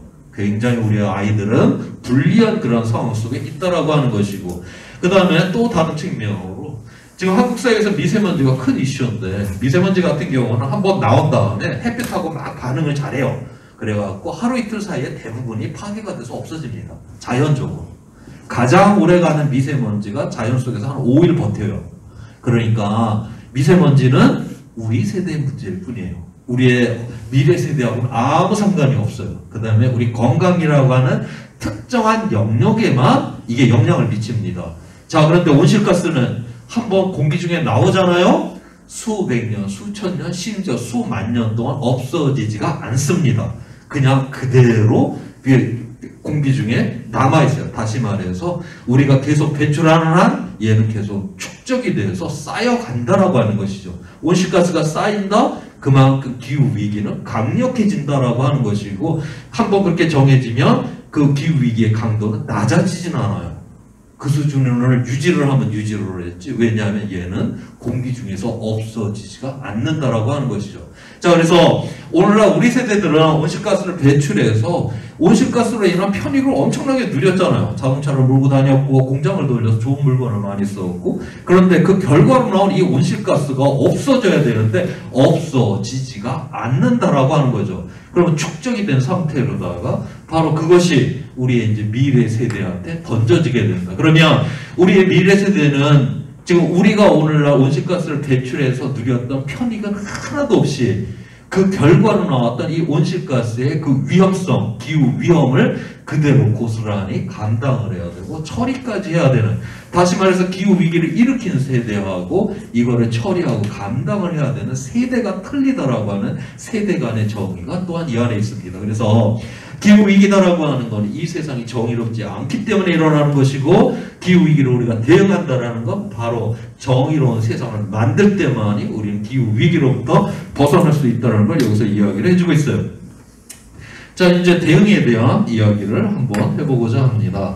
지금 우리가 사회 경제라고 하는 게 거대한 가속으로 이제 성장을 했고, 그 과정에서 온실가스를 엄청나게 많이 배출을 해갖고 기후를 갖다 변화를 시켰는데 우리한테 지금 안 좋은 영향을 미쳐요. 그 안 좋은 영향을 이대로 놔뒀다가는 나중에는 우리의 공동체, 사회 경제까지 무너뜨리게 될 이러한 판국까지 지금 일어났다라고 하는 거예요. 자, 이제 그렇기 때문에 기후 변화를 일으킨 그 원인이 되었던 온실가스 배출량은 저감을 시켜야 되는 것이고, 그 다음 기후 변화로 인해서 어차피 일어난 그런 변화에 대해서는 그거는 바로 그 결과에 대해서는 우리가 적응을 해야 된다라고 하는 것이죠. 그래서 원인은 저감시키고 결과는 적응을 하면서 바로 이 문제를 우리는 극복을 해야 된다라고 하는 겁니다. 자, 그래서 먼저 이 저감 관련된 그 이야기를 보게 되면 지금 이미 전 세계적으로다가 이 재생에너지 이제 전환이 급격하게 이제 이루어지고 있어요. 그래서 이거는 2009년하고 2019년에 이거는 기존에 돌리고 있는 발전소가 아니라 새로 만든다라고 하는 과정에서 우리나라가 아니라 전 세계 평균을 지금 이야기를 하는 겁니다. 자, 그랬을 경우에 지금 태양광이 10년 전까지만 해도 가장 비싼 전력 에너지였어요. 그런데 지난 10년 동안에 89% 가격이 떨어졌고, 풍력 같은 경우는 지금 70% 가격이 떨어졌습니다. 현재 그래서 전 세계 평균 수준으로 봤을 때는 가장 싼 에너지가 재생에너지가 되었어요. 지금 10년 전에 100원 하던 게 30원하고 10원 하는 거는 이 분야 하나밖에 없습니다. 왜 저기가 저렇게 되었냐? 바로 저 분야에 모든 기술 혁신이 들러붙은 거예요. 기술 혁신이 들러붙었다는 건 뭘 의미를 하냐? 지난 10년 동안에 태양광 같은 경우는 에너지 효율이 2배 이상 좋아졌습니다.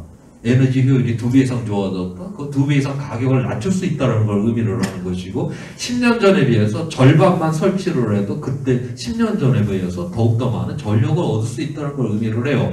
그 다음에 모든 대량 생산이 바로 이 재생에너지 쪽에 이루어졌기 때문에 지금 가격이 저렇게 잘 내려왔고 앞으로도 더욱더 떨어지게 될 거다라고 그렇게 보고 있어요.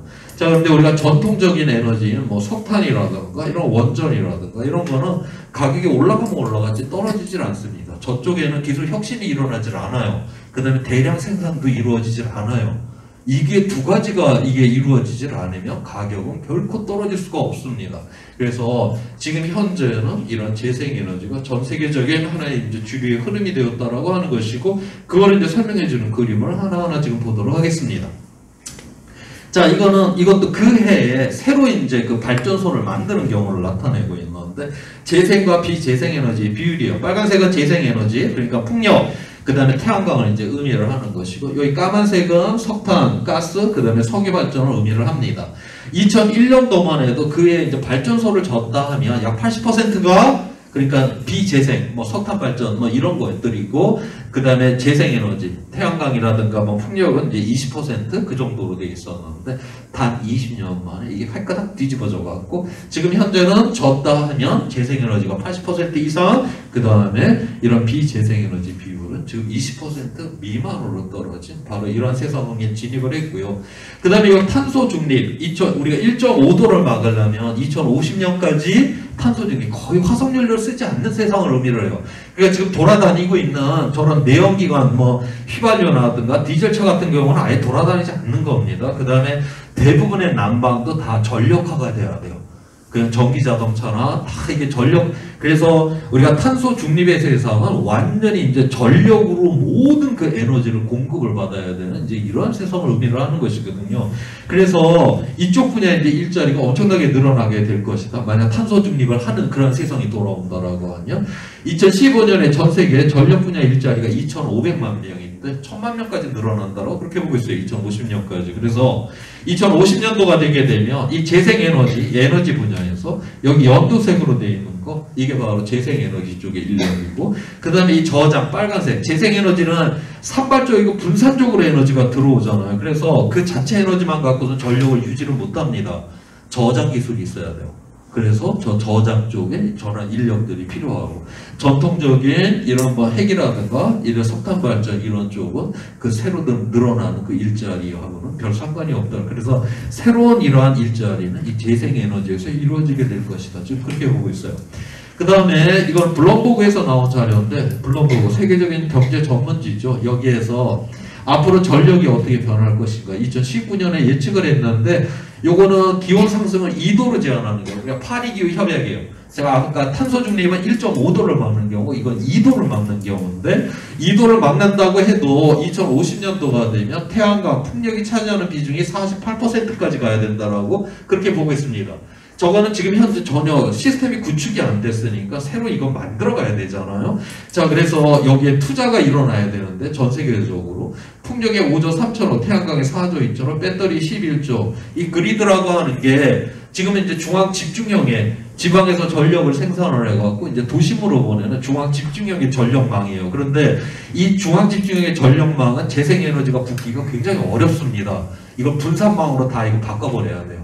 그냥 지금 있는 거를 갖다가 걷어내고, 그러다 보면 그걸 우리가 그리드 기술이라고 하는데, 여기 11조. 그래서 앞으로 이쪽 재생에너지 쪽에 약 30조 달러라고 하니까 전 세계를 기준으로 해갖고 30조 달러가 투자가 되게 될 것이다. 이거 지금 2도를 막는 경우이지, 만약에 탄소 중립 1.5도를 막게 되면 이 재생에너지 비율이 80 내지 90까지 와야 된다라고까지 그렇게 보고 있습니다. 그렇게 되면 이 투자 비중이 훨씬 더 높게 되죠. 그래서 앞으로 우리가 진짜 기후위기를 막는 1.5도를 막고 2도를 막는 세상이 된다? 이렇게 되게 되면 바로 늘어나는 일자리, 새로운 이러한 투자는 다 재생에너지에서 이루어지는 게 국제적인 하나의 그런 흐름이기도 합니다. 자, 그런데 이제 우리나라가 이러한 상황 속에서 지금 어떤 형편인지를 이제 보여주는 자료인데, 이것도 블룸버그에서 작년에 나온 자료예요. 여기서 지금 파란색으로 표시된 거는 풍력이 가장 싼 에너지인 나라이고요. 노란색은 태양광이 가장 싼 에너지인 나라이고, 요 지금 까만색이 우리나라, 일본, 동남아시아 해갖고 이쪽이 석탄 발전이 가장 싼 에너지입니다. 지금 저거는 작년 같은 경우는 석탄이 가격이 굉장히 쌌어요. 그래서 이제 석탄 발전이 가장 싸다라고 되어 있는데, 금년에 석탄이 워낙 많이 지금 올라서 아마 지금 원전이 지금 가장 싼 에너지가 지금 우리나라 쪽 그렇게 돼 있을 겁니다. 아무튼 그런데 지금 여기서 지금 보시는 바처럼 이 풍력이나 이 태양광이 지금 보면은 이 석탄에 비해서 단가가 훨씬 싸죠. 아직까지 저런 나라들이 이 태양광포 재생에너지를 완전 전환을 안 해서 그렇지, 이걸 완전히 전환을 한 다음에는 우리가 지금 석탄이나 원전을 쥐고 있다가는 굉장한 이거 위험성이 있다라는 걸 저기서 지금 이야기를 해주고 있는 것입니다. 그러니까 지금 우리나라가 지금까지는 원전과 그 석탄 발전을 통해서 전력을 굉장히 싸게 산업에 공급을 했죠. 그래서 실질적으로 무역 경쟁에 굉장한 이득을 봤어요. 그런데 우리가 이 전환의 시대에 우리가 이렇게 전환의 이런 큰 흐름에 따라가지 못한다라고 하게 되면 우리는 지금까지 성공적이었다라고 하는 그 방식이 바로 우리의 생존을 갖다가 바로 발목을 잡는 이러한 사태로 갈 수 있다라는 것을 지금 여기서 이야기를 해주고 있는 것입니다. 그러니까 대한민국이 어쩌다 이 모양이 됐냐. 지난 10여 년 동안 우리나라는 뭐 이 지구상에서 유일하게 원전을 갖고 기후위기를 대응을 한다. 물론 뭐 미국인이 이런 데서도 재생에너지로 뭐 50% 이상을 한다 그러면서 어디 뒤에 조금 뭐 원전도 조금 고려를 해봐야 되는데 걔네들은 그런 문장이 하나 걸려 있는데 우리는 아예 그래서 그 모든 나라는 재생에너지가 상수이고 원전은 그냥 변수로 조금 들어가요. 워낙 기존의 산업이 있기 때문에 그걸 어느 날 갑자기 다 없앨 수가 없잖아요. 그렇기 때문에 이제 그렇게 보는 건데 유일하게 대한민국에서는 원전으로 기후위기를 승부로 봐야 된다라는 이러한 정치 세력의 목소리가 너무나도 큰 지구상에서 유일한 나라, 이 변화의 이 흐름하고는 전혀 맞지 않는 이러한 상황 속에 있다라고 하는. 그래서 기후 위기보다도 이 위기의 이 전환의 시대에 과거의 성공에 붙들려 갖고 새로운 거를 볼 수 없는 이러한 정치 지도자들이 우리나라에 있다라고 하는 이것이 훨씬 더 저는 위험하다. 지금 그렇게 보고 있습니다.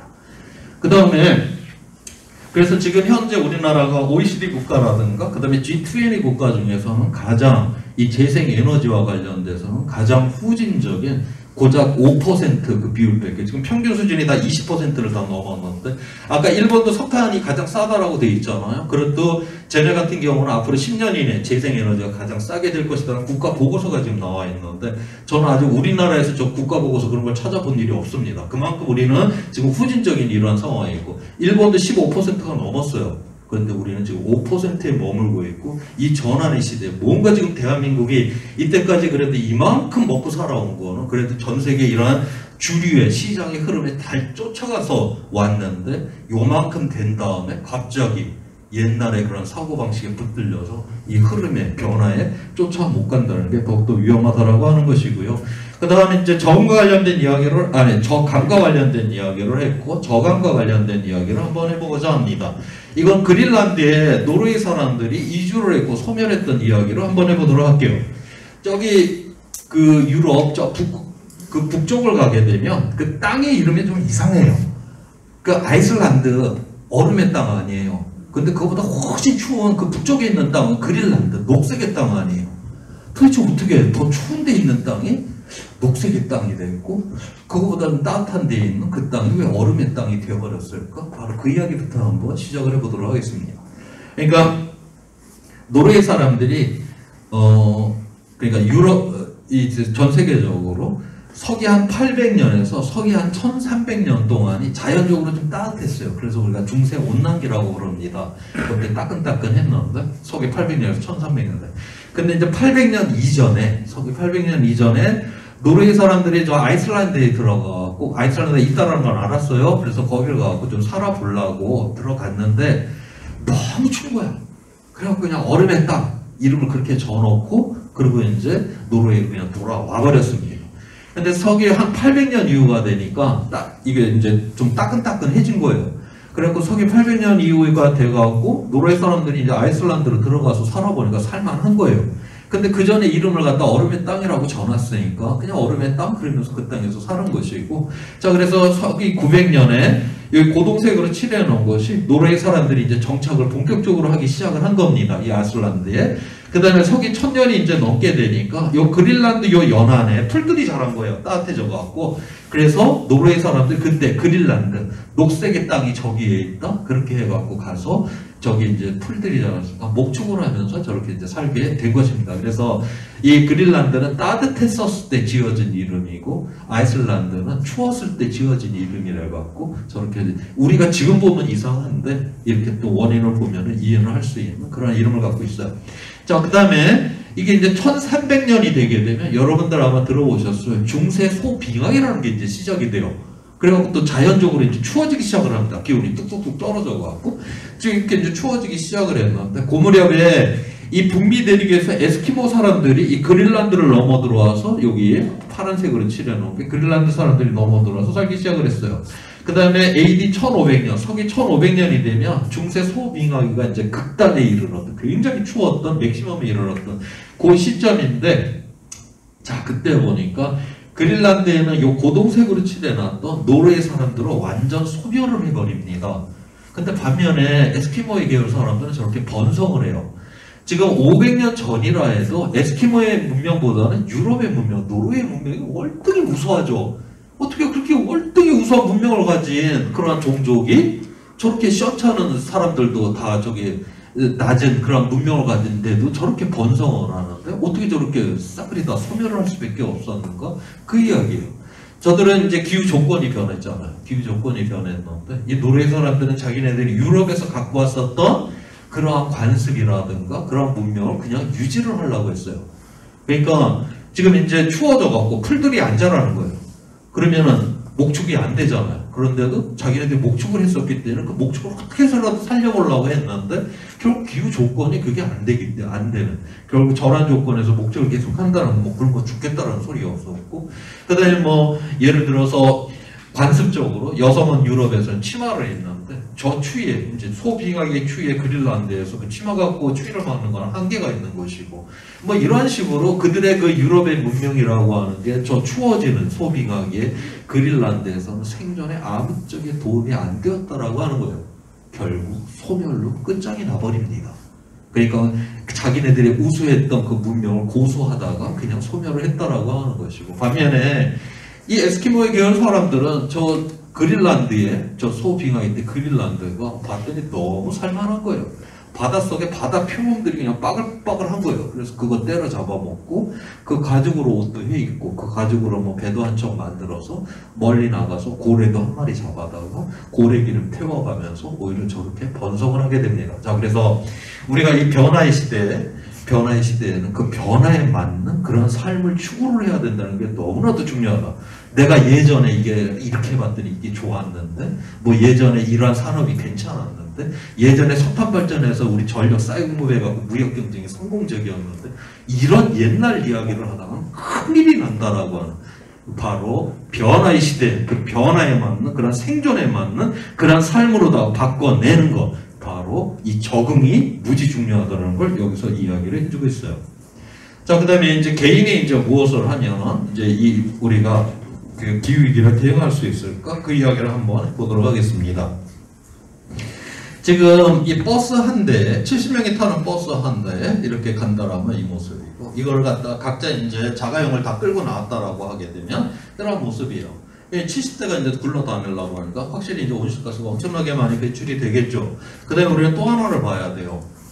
저게 대중교통을 이제 하나만 그렇게 버스만 쓴다라고 하는 거하고 각자가 자가용을 끌고 다닌다라고 하는 거하고, 자, 이렇게 되게 되면 우리는 그만큼 차를 만들기 위해서 자원을 훨씬 더 많이 써야 된다는 것이고, 그 다음에 저 70대가 저 돌아다니려고 하면 도로를 갖다 확충을 해야 되니까 우리가 자연 환경을 갖다 부셔버리고 거기서 시멘트를 또 발라야 된다는 걸 또 의미를 하잖아요. 그래서 단순하게 우리가 대중교통을 이야기를 하게 될 때 저거는 이산화탄소가 많이 배출되냐 그 문제가 아니라 자원의 문제, 그 다음에 환경 파괴 문제까지 같이 걸려 있다라고 하는 거를 우리가 인식을 해야 된다라고 하는 겁니다. 자, 그래서 이 CO2 배출량이라고 하는 거는 지금 우리가 이 휘발유 차를 끌고 다닐 경우에 이 정도 혼자 이제 차를 끌고 다니면 이 정도의 이제 온실가스가 나오는데, 그걸 내가 전기차로 바꿨어. 그런데 거기에 들어가는 그 전기가 석탄 발전소에서 이게 전기가 들어와. 물론 그게 효율이 좋기 때문에 좀 줄기는 하지만 그닥 많이 줄지는 않습니다. 아무리 전기차를 끌고 다닌다 해도 이게 지금 이 전기차에 들어오는 전기가 재생 에너지일 경우에만 저 전기차가 의미가 있는 거지, 석탄 발전 그거 뻥뻥 하면서 뭐 전기차 끌고 다닌다는 건 별로 효과 없다. 차라리 차를 갖다 두 사람이 타고 다니는 게, 휘발유차 두 사람이 타고 다니는 게 훨씬 더 효과적이다라고 하는 거. 지금 차가 쇳덩어리가 1톤 아닙니까? 그러니까 한 사람 그 50kg짜리가 살덩어리가 가기 위해 가고 1톤짜리 쇳덩어리도 같이 움직여야 되는 것이거든요. 그래서 두 사람만 타도 훨씬 더 효과가 효율이 좋다라는 걸 여기서 지금 의미를 하고 있어요. 그 다음에 이 점유 면적이라고 하는 게 우리가 그만큼 더 자원을 써야 되는 거, 그만큼 더 환경을 파괴해야 되는 그거를 의미를 해요. 아무리 내가 뭐 기후위기 대응을 위해서 전기차를 내가 끌고 다닌다? 그렇다 해도 CO2는 줄일 수 있을런지는 몰라도 우리가 차를 만들기 위해서 자원을 갖다 착취를 하고 그 다음에 이 도로를 확충하기 위해서 환경을 파괴를 하는 거는 결코 줄이지는 않는다. 자, 그래서 오늘날 이 전환의 시대에는 우리가 이 대중교통이라고 하는 것이 굉장히 중요한 것이다라고 하는 것을 여기서 다시 한번 강조를 하게 되는 것입니다. 자, 그래서 우리 이제 저 이야기를 갖고 이산화탄소를 줄이기 위해서 개인의 그런 선택의 그 역량을 지금 보여주고 있는데 여기 우리 LED 전구로 바꾸고 그 다음에 일회용품 안 쓰고 텀블러 쓰고 뭐 하는 것들. 자, 그런데 우리 한국 사회에서 가장 요란하죠. 계몽운동에서 가장 요란스럽고 뭐 마치 저걸 잘하면 기후위기 잘 대응하는 것처럼. 그런데 효과는 갖다가 별 볼 일이 없다라고 그렇게 돼 있고 지금 이거 차 없이 대중교통만 이용하는 경우가 지금 10배 이상으로 효과가 좋은데 이러한 불편한 진실에 대해서 입 싹 닫고 만만해 보이는 지금 텀블러 갖고서 지금 뭐 기후위기를 대응하니만이 그렇게 우리는 요란스러운 그런 세상 속에 살아가고 있는 모습들이고요. 오히려 이런 채식 같은 게 훨씬 더 그 효과가 있다. 그러니까 우리가 농업이라고 하는 이 자체가 농업이 거기서 이렇게 무슨 식물이 자란다라고 해갖고 그 생태 친화적이지가 않아요. 오늘날 농업을 누가 햇빛하고 농부의 근육의 힘으로 누가 농사를 짓습니까?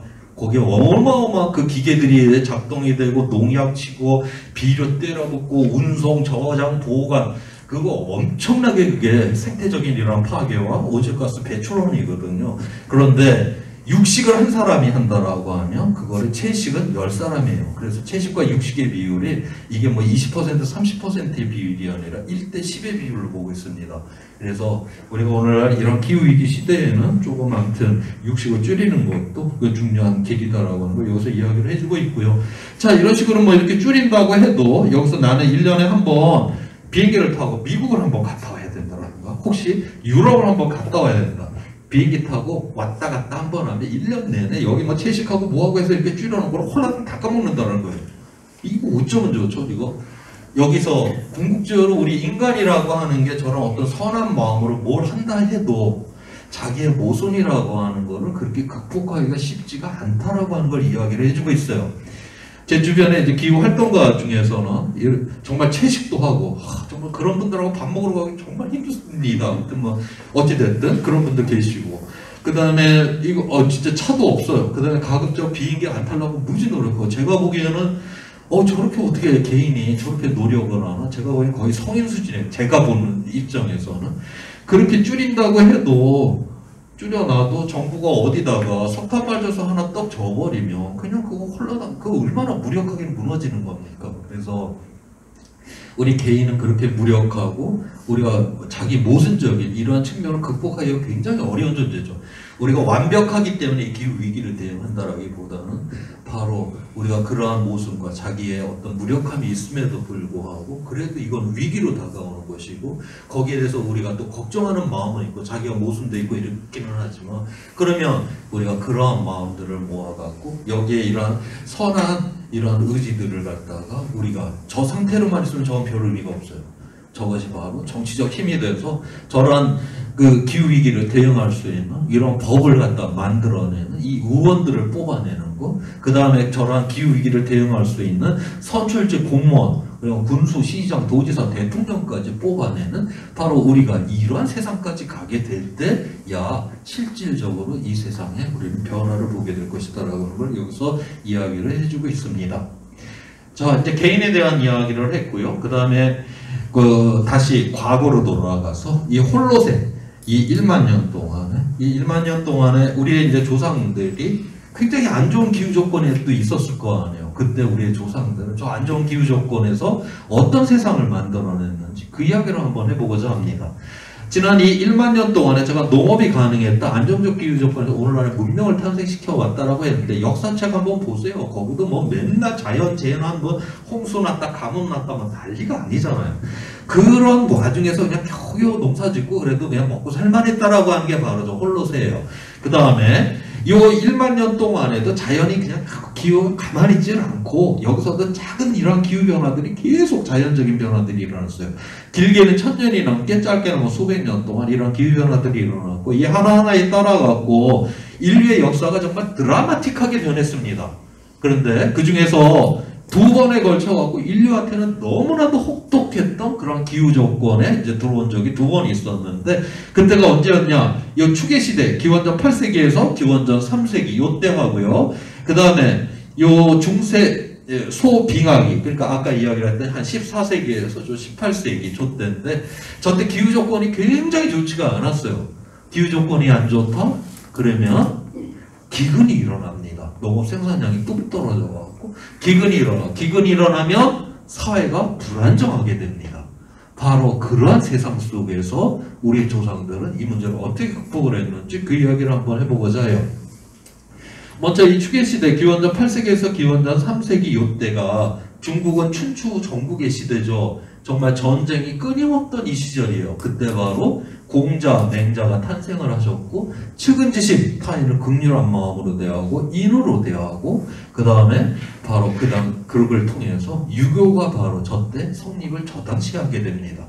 그 다음 중인도에서는 겐지스강 일대에서 민족 간 충돌이 대단히 심했어요. 바로 그때 생로병사의 이런 고통을 극복하고자 했던 석가모니가 바로 저때 탄생을 합니다. 바로 불교가 저때 성립을 하게 되는 거죠. 그 다음에 그 중동 지방에서는 당시 그 유태인들이 바벨론에 다 포로로 잡혀갔던 시절이에요. 이들이 그 유태인들이 노예 생활을 하면서도 뭘 했냐? 그들이 갖고 있었던 경전을 모아갖고 구약 성서를 저때 완성을 합니다. 그 노예 시절에. 그래서 그 후에 내 이웃은 내 몸과 같이 사랑하라고 했던 예수 탄생의 정신적 배경이 바로 저때 완성이 돼요. 그 다음 그리스에서는 펠로폰네소스 전쟁에서 아테네가 스파르타한테 패전을 합니다. 그리고 그 패전 당시 아테네에는 감염병도 돌았어요. 이런 패전과 감염병이라고 하는 이런 아수라장 속에서 바로 소크라테스가 그때 등장을 하게 된 겁니다. 그 다음에 그리스에서는 이 연극의 무대 위에다가 그들은 희극을 올려놓고 깔깔거리지는 않았잖아요. 연극의 무대 위에 비극을 올렸죠. 타인의 고통에 공감을 하고자 했어요. 자, 그래서 당시 이 네 지역에 서로 왕래가 없었던 지역인데 오늘날 우리가 황금률, 타인이 너에게 한 그것이 네가 너무나 싫어. 그럼 너 역시 그거 타인에게 그렇게 하지 마. 이걸 우리가 황금률이라고 하는데 바로 이 황금률이 이러한 철학적, 종교적으로 완성이 되었던 때가 바로 이 추계 시대였습니다. 그 다음에 이 소빙하기. 이 이전에는 이 세상의 모든 거는 권위에 의해서 해석을 했잖아요. 근데 소빙하기에 들어서니까 이제 증거에 의해서 이 세상을 해석하고자 했어요. 그래서 천동설이 무너지고 지동설이 등장을 했고 그 합리성을 바탕으로 해갖고 산업혁명이 일어났고 오늘날의 모든 사상의 맹아는 바로 저 소빙하기 때 등장을 합니다. 그래서 개인의 권리를 깨닫고 궁극적으로 바로 프랑스 대혁명까지 이제 가게 되는 것이죠. 그래서 1789년 프랑스 대혁명, 그때 프랑스의 기후 조건이 억수로 안 좋았습니다. 날씨가 굉장히 추웠고 홍수가 굉장히 많이 났어요. 당연히 농업 생산량이 뚝 떨어졌죠. 그래서 1789년 그해 프랑스에서 곡물 가격이 최고점을 찍던 그날 프랑스 대혁명의 상징적 사건인 바스티유 감옥이 그날 무너집니다. 다시 말해서 안 좋은 기후 조건, 그럼 기근이 일어나고 기근이 일어났다 그럼 사회가 불안정해지는 거고 그렇게 되면 거기서 이러한 불안정성이 극단적으로 가게 되면 구체제가 무너지고 새로운 체제가 등장을 한다라고 하는 것이 바로 프랑스 대혁명 아니에요. 그래서 그 전까지는 나라라고 하면 아버지한테 물려받는 게 나라니까. 그런데 이제 저때부터는 시민이 연대를 통해 갖고 우리 스스로가 정부를 만들어낼 수 있다라는 것을 역사 속에 보였던 그런 사건이기도 합니다. 자, 그래서 우리 조상들은 가장 안 좋았던 저런 험악한, 저런 아수라장 같은 저런 세상 속에서 그 전에는 없었던 새로운 세상을 만들어냈고 바로 오늘날 우리가 누리고 있는 이 문명이라고 하는 거는 바로 우리의 조상들이 저 어려움 속에 극복했던 바로 그것을 지금 우리가 누리고 있다라고 하는 것이에요. 그러니까 우리는 이 기후 위기다라고 하는 걸 통해서 우리는 새로운 세상을 만들어내면 된다라고 하는 것입니다. 이 지구라고 하는 거, 이거 물질적으로 이거 유한한 세상이에요. 더 이상 여기에서는 인간의 무한한 욕망, 전방이 이제 더 이상 달성될 수가 없다라고 하는 게 오늘날 지구 위기가 우리에게 이제 이야기를 해주는 것이고요. 그 다음에 오직 이 우주 밖에서 들어오는 거는 이 태양 에너지 이거 하나밖에 없어요. 저 태양 에너지를 갖고서 온기를 보존하고 저 햇빛을 갖고 광합성을 해서 모든 생태계와 이 80억 명이 지금 먹고 살고 있는 겁니다. 자, 그런데 태양 에너지가 들어오기만 하고 나가지를 않는다? 그럼 지구는 지그지글 끓겠죠. 자, 그래서 이 에너지가 들어올 때 햇빛이라고 하는 단파장으로 에너지가 들어왔다가 나갈 때는 장파장을 통해 갖고 햇빛이 들어온 에너지만큼이 그대로 우주로 빠져나가줘야 돼요. 그런데 사람들이 화석연료를 태워서 늘려놓은 이 온실가스가 우주로 나가려고 하는 열을 못 나가게 딱 잡는 거예요. 그래서 지금 1초에 히로시마 원자폭탄이 5개가 터진 에너지가 우주로 못 돌아가고 1초마다 그렇게 5개의 히로시마 원폭 에너지가 잡힙니다. 1998년 이후부터 계산을 하게 되면 약 30억 개 정도의 히로시마 원폭의 에너지가 우주로 가지를 못하고 지금 지구에 잡혀 있어요. 그래서 오늘날의 이 기후 위기라고 하는 게 일어나고 있거든요. 우리가 그러면 이런 기후 위기의 그 원인이 그건 뭐냐? 우리는 이 생산을 하기 위해서 이 자원과 에너지를 갖다가 지금 끊임없이 지금 고갈을 시키고 있잖아요. 그 다음에 우리가 온실가스 오염먼지 쓰레기는 계속 쌓아두고 앉아있고, 지구는 물질하고 에너지가 순환이 되어야 되는 것이지 한쪽은 계속 고갈시키고 한쪽은 계속 쌓아둔다? 이건 자연의 법칙에 의해서 이건 무너질 수밖에 없습니다. 어떻게 계속 고갈시키고 계속 쌓아두는 게 어떻게 영원 무궁토록 그렇게 갈 수가 있어요? 그렇게 이건 생각을 할 수가 없는 거죠. 그래서 바로 그런데 이게 무너지는 그 순간이 이제 얼마 남지가 않았다라고 하는 것이 바로 오늘날 우리에게 이제 기후위기가 이야기를 해주는 것이고요. 그 다음에 이 사회라고 하는 거, 우리 사회 뭐 학교 다닐 때부터 우리는 경쟁에 시달렸고, 사회를 나와서도 우리는 경쟁에 시달리고, 지금 뭐 한국 사회 같은 경우는 심지어는 내 옆에 있는 동료를 갖다가 내가 이 경쟁에서 이기지를 못하면 나는 불행해져. 이 정도까지 우리가 생각한다고 하면 이건 정말 정신적으로 정말 엄청나게 심각한 그러한 우리는 공동체를 우리 스스로가 지금 만들어 놓고 살고 있다는 것이에요. 우리가 왜 이런 세상을 만들었냐? 잘 살아보세요. 경제 성장 오직 거기에 목표를 두고 지구 환경도 때려부셔버리고 우리 공동체도 때려부시고 각자 도생으로 그렇게 날뛰면서 우리 살아오다 봤더니 바로 이런 세상을 만들어냈잖아요. 자, 이제는 이 자원은 순환이 돼야 되고 에너지는 재생이 돼야 되고 우리의 공동체라고 하는 거는 함께 산다라고 하는 거, 우리가 서로 돌보고 아끼고 나누고 베풀기 위해서라고 하는 공동체의 가치를 실현하고, 자, 그래서 우리가 이 지구 환경을 지켜내고 공동체의 가치를 실현하는데 경제가 이제부터는 수단이 되는, 이때까지는 경제가 목표가 되는, 잘 살아보세요가 오직 목표였었는데 우리의 이 지구 환경을 지켜내고 공동체의 가치를 지켜내는 수단이 되는, 단 한 번도 우리 살아보지 않았던 이러한 새로운 세상을 우리가 만들어낼 때만이 우리는 기후위기로부터 벗어나는 것이고 보다 나은 세상을 향해서 우리는 나갈 수 있게 될 것이다라고 하는 겁니다. 자, 1750년 맨 앞에 이제 줄무늬 그림으로 돌아왔어요. 이제 증기기관이 발명이 됐고, 그때부터 우리는 화석연료를 태우기 시작을 해서 온실가스를 증가시켜갖고, 지금 현재까지 지구 평균기온을 이렇게 지금 상승을 시켜놨습니다. 자, 이제 미래를 보게 되니까, 바로, 이제 그 미래라고 하는 게 앞서 이야기를 했듯이 자연이 결정을 하지 못하게 되고 결국 인간이 어떤 세상을 만드냐에 따라서 미래의 기후들이 결정이 된다라고 하는 것이고, 그 기후에 의해서 다시 우리의 문명의 지속 가능성이 결정이 된다. 그래서 2100년까지 1.5도나 2도를 막아낼 때 요때만이 지속 가능성이 있다라고 하는 것이고, 현재 배출량을 그대로 유지를 하게 되면 금세기 중반 이후에 우리는 회복이 불가능한 이런 위험 속으로 들어가게 될 것이다라고 하는 거예요. 그렇기 때문에 이 세대가 이 기후위기를 막을 수 있는 지금 마지막 세대라고 하는 것을 여기서 이야기를 해주고 있고, 그만큼 우리의 책임성이 큰 세대가 우리에게 있다는 걸 또한 이야기를 해주고 있습니다. 자, 그래서 이 사진은 그 서귀포 앞바다에서 이제 벌어지고 있는 빛 내림이라고 하는 그런 현상이에요. 그러니까 대낮에 하충원이 꽉 껴있으면 온 세상이 새까말 때가 있어요. 그런데 어딘가 저 구름 안에 이제 구멍이 하나 저렇게 뻥 뚫리게 버리게 되면 이제 빛이 내려오는 빛 내림이라고 하는 정말 찬란한 현상이 이제 벌어지게 됩니다.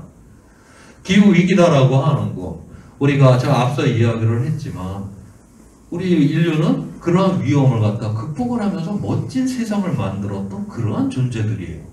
우리는 이 기후 위기를 통해서 그동안 우리 안에 있었던 그 문제를 발견을 하게 되는 것이고, 발견을 했으니까 그걸 우리가 고치고 새로운 세상을 만들어내면 되는 겁니다. 인간은 우리가 인류가 그 위험 속에서 새로운 세상을 끊임없이 만들었던 이유는 이 위험에 처하게 되면 우리 인간은 새로운 힘을 얻잖아요. 불이 나면 달리기 시작 때보다 더 빨리 뛰잖아요. 바로 인간은 그러한 식으로 그 위험 속에서 새로운 세상을 창출해낸 그러한 존재들이에요. 그래서 기후 위기를 우리는 겁낼 거 하나도 없습니다. 이 기회를 통해서 드디어 우리는 새로운 세상, 멋진 세상을 만들어낼 수 있는 이런 기회가 우리에게 지금 다가왔다. 지금 그럼 그렇게 보면 되는 거예요. 그러면 중요한 게 뭐냐? 우리 안에 바로 그런 새로운 세상을 가고자 하는 바로 연대의 힘이 있느냐라고 하는 그 질문을 우리는 이제 던져야 되는 것이죠. 우리 인류가 제가 맨 앞에 이야기를 했던 우리가 생태적 최고의 지위에 오른 것, 각자가 잘나서가 아니라 결국 우리는 연대를 통해서 이러한 생태적 최고의 지위에 올랐다. 결국 이 새 세상은 바로 연대의 힘에서 이루어지게 될 거다라고 하는 거예요. 그래서 그러면 바로 여기에 지금 대한민국이 심각성이 있습니다. 문제가 너무나도 크고, 그게 왜냐? 지금 OECD 사회보고서에서 이런 조사를 해요. 그러니까 당신이 어려움에 처하게 되었을 때 그 어려움을 당신과 함께 할 수 있는 사람이 주변에 몇 명이나 됩니까? 라고 하는 그런 설문조사를 합니다. 전 세계에서 지금 대한민국 사람이 거기 제일 적은 숫자를 써요. 그러니까 우리나라는 98년 IMF 외환위기 이후에 끊임없이 우리는 분열되고 쪼개지고, 지금도 우리는 끊임없이 뭔가를 분열시키고 쪼개려고 하는 이러한 세상 속에서 살아왔고, 그런 경쟁 속에서 그렇게 이제 시달리다가 봤더니 다 이제 각자 도생이에요. 그냥 나 홀로 남아있거나 그런 외로움 속에 있는 존재가 지금 대한민국 사람이 돼버렸다. 위기는 여기에 있는 것이지 기후 위기가 아닙니다. 우리가 이 기후 위기를 갖다 극복한다라고 하는 건 바로 우리 공동체에 정말 새로운 세상을 향해서 가야 되겠다라고 하는 이 연대의 힘을 회복하는, 여기에 바로 이 기후 위기 대응에 목표가 있어야 된다라고 보는 것이고요. 자, 연대라고 해갖고 지들끼리 잘난 것끼리만 모여갖고 연대를 한다. 그따위 연대는 당연히 파괴가 되어야 되는 연대죠. 연대는 분명한 방향이 있습니다. 목걸이의 강도는 그 목걸이를 가장 약한 부분이 결정한다라고 해요. 연대 역시도 우리 사회에서 가장 가난하고 약한 곳에 바로 우리의 연대의 방향이 있다라고 하는 겁니다. 목걸이에서 달려있는 다이아몬드와 진주가 목걸이의 강도를 결정하지는 않잖아요. 거기 그걸 엮고 있는 끈과 그 고리가 목걸이의 강도를 결정하잖아요. 우리 사회의 가장 약하고 가난한 곳을 향한 바로 그곳이 건강해지는 것. 내가 이 사회에서 내가 무너진다 해도 이 사회는 우리의 공동체는 나를 받아줄 것이고 나를 세워줄 것이고, 이런 게 있어야지 연대가 생기는 것이죠. 바로 우리의 오늘날 이 기후위기 시대에 바로 이 연대를 회복을 해야 된다라고 하는 이 부분을 제가 말씀을 드리는 것이고요. 마지막에 굉장히 이제 비참한 그런 사진을 제가 하나 이렇게 보여드리고 있는데, 우리가 우리 주변에 저런 비참함을 보면서 나는 저들과 같지가 않다, 우리는 저들과 같지가 않다, 그러니 얼마나 다행이야, 우리가 이렇게 퉁치고 넘어간다라고 하면, 저는 그따위 세상은 그냥 기후 위기가 일어나서 지구 가열로 그냥 불타버리는 게 마땅하다라고 저는 그렇게 보고 있어요. 우리가 이 세상이 저렇게 비참함에도 불구하고 우리가 그래도 인간에게 희망을 걸어야 되는 이유는 이 사진을 찍는 저 여인의 저 눈물에 있다라고 봐요. 우리가 저런 어떤 비참함에, 저런 연대에, 저런 눈물을 흘리는 것, 바로 저것만이 우리를 갖다가 희망찬 이 기후위기를 극복하고 새로운 세상을 가게 만들 수 있다라고 하는 이 이야기를, 제 이야기를 마치도록 하겠습니다. 네.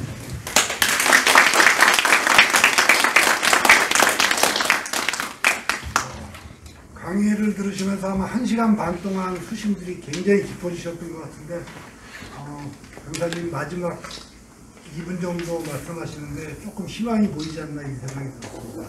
아마 많이 느끼신 것들이 있으실 거고요. 궁금하신 내용들이 있을 것 같은데요. 시간이 한 20분 정도까지, 최대 20분까지 여유가 있으니까 혹시 질문하실 분 있으면 질문을 주세요. 남극의 그 오존 구멍이 어떻게 되고 있습니까?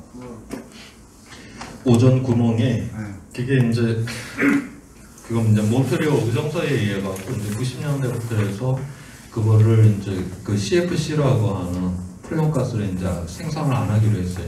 그다음부터 이제 생산을 안 하기 시작을 했으니까 조금씩 이제 회복이 되는 그런 이제 상황에 있는데 최근 들어와서는 그러니까 요 2, 3년 사이에서는 이게 아닌가 보다라고 하는 그런 이제 그 구멍 자체가 이게 잘 줄어들지가 않고 오히려 막 늘어나려고 하는 이런 상황을 지금 보이고 있어요. 그래서 거기에 대해서 이제 면밀 조사를 했는데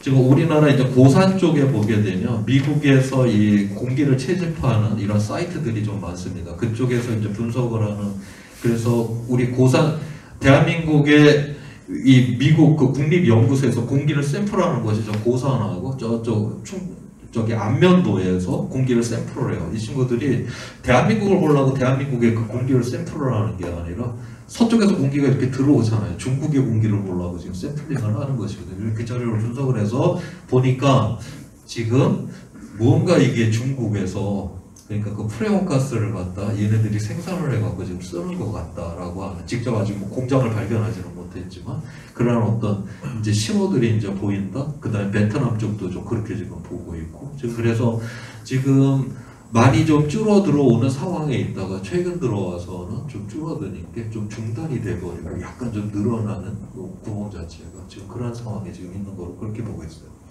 근데 이제 프레온가스 같은 경우는 이게 좀 간단했어요. 그 문제를 갖다가 이게 이제 전 세계적으로 그런 합의를 해갖고 이러한 이제 지구 환경에 그 이제 합의를 했던 첫 번째 사건이거든요. 그런데 그거는 그 합의를 이 프레온가스를 생산하는 전 세계적인 화학 공장의 회사가 몇 개 되지가 않아요.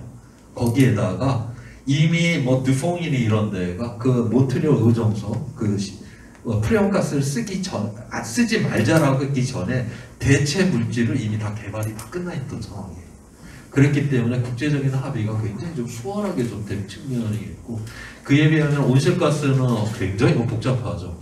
이건 화석연료 그 자체가 갖고 있는 우리가 그 보편화돼서 쓰고 있는 그 문제가 많기 때문에 그래서 프레온가스만큼은 그렇게 간단하게 오전증 해결하는 것만큼은 간단하게 해결하기는 굉장히 어려운 문제고 이건 문명사적인 그런 문제다라고 지금 그렇게 보고 있습니다. 혹시 또 강의 너무 잘 들었고요. 아까 강의 중에 잠깐 나왔는데 최근에 이렇게 기사 보면 잘 모르겠더라고요. 그러니까 국가 간 정의 문제 때문에 네. 이거 해결하기 위해서 비용 문제를 선진국하고 예, 좀 어떻게 처리할 거냐와 관련해서 예, 예. 논의가 지금 어느 정도 좀 진전이 되고 있는 건지 이게 뭐 타결에 예, 실마리가 있는 건지 요 부분 예. 하나 하고 예. 또 한 가지는 우리나라 그런 것 같아요. 그러니까 정부라든지 지자체가 발표한 정책하고 현장하고의 갭이 되게 많은 예. 것 같거든요. 그래서 정부가 발표했던 그 정책 같은 거는 기사로 보겠는데 국민의 입장에서 봤을 때 정말로 현실적으로 우리나라가 준비를 어느 정도 하고 있는 건지에 대한 의견을 듣고 싶습니다. 먼저 이제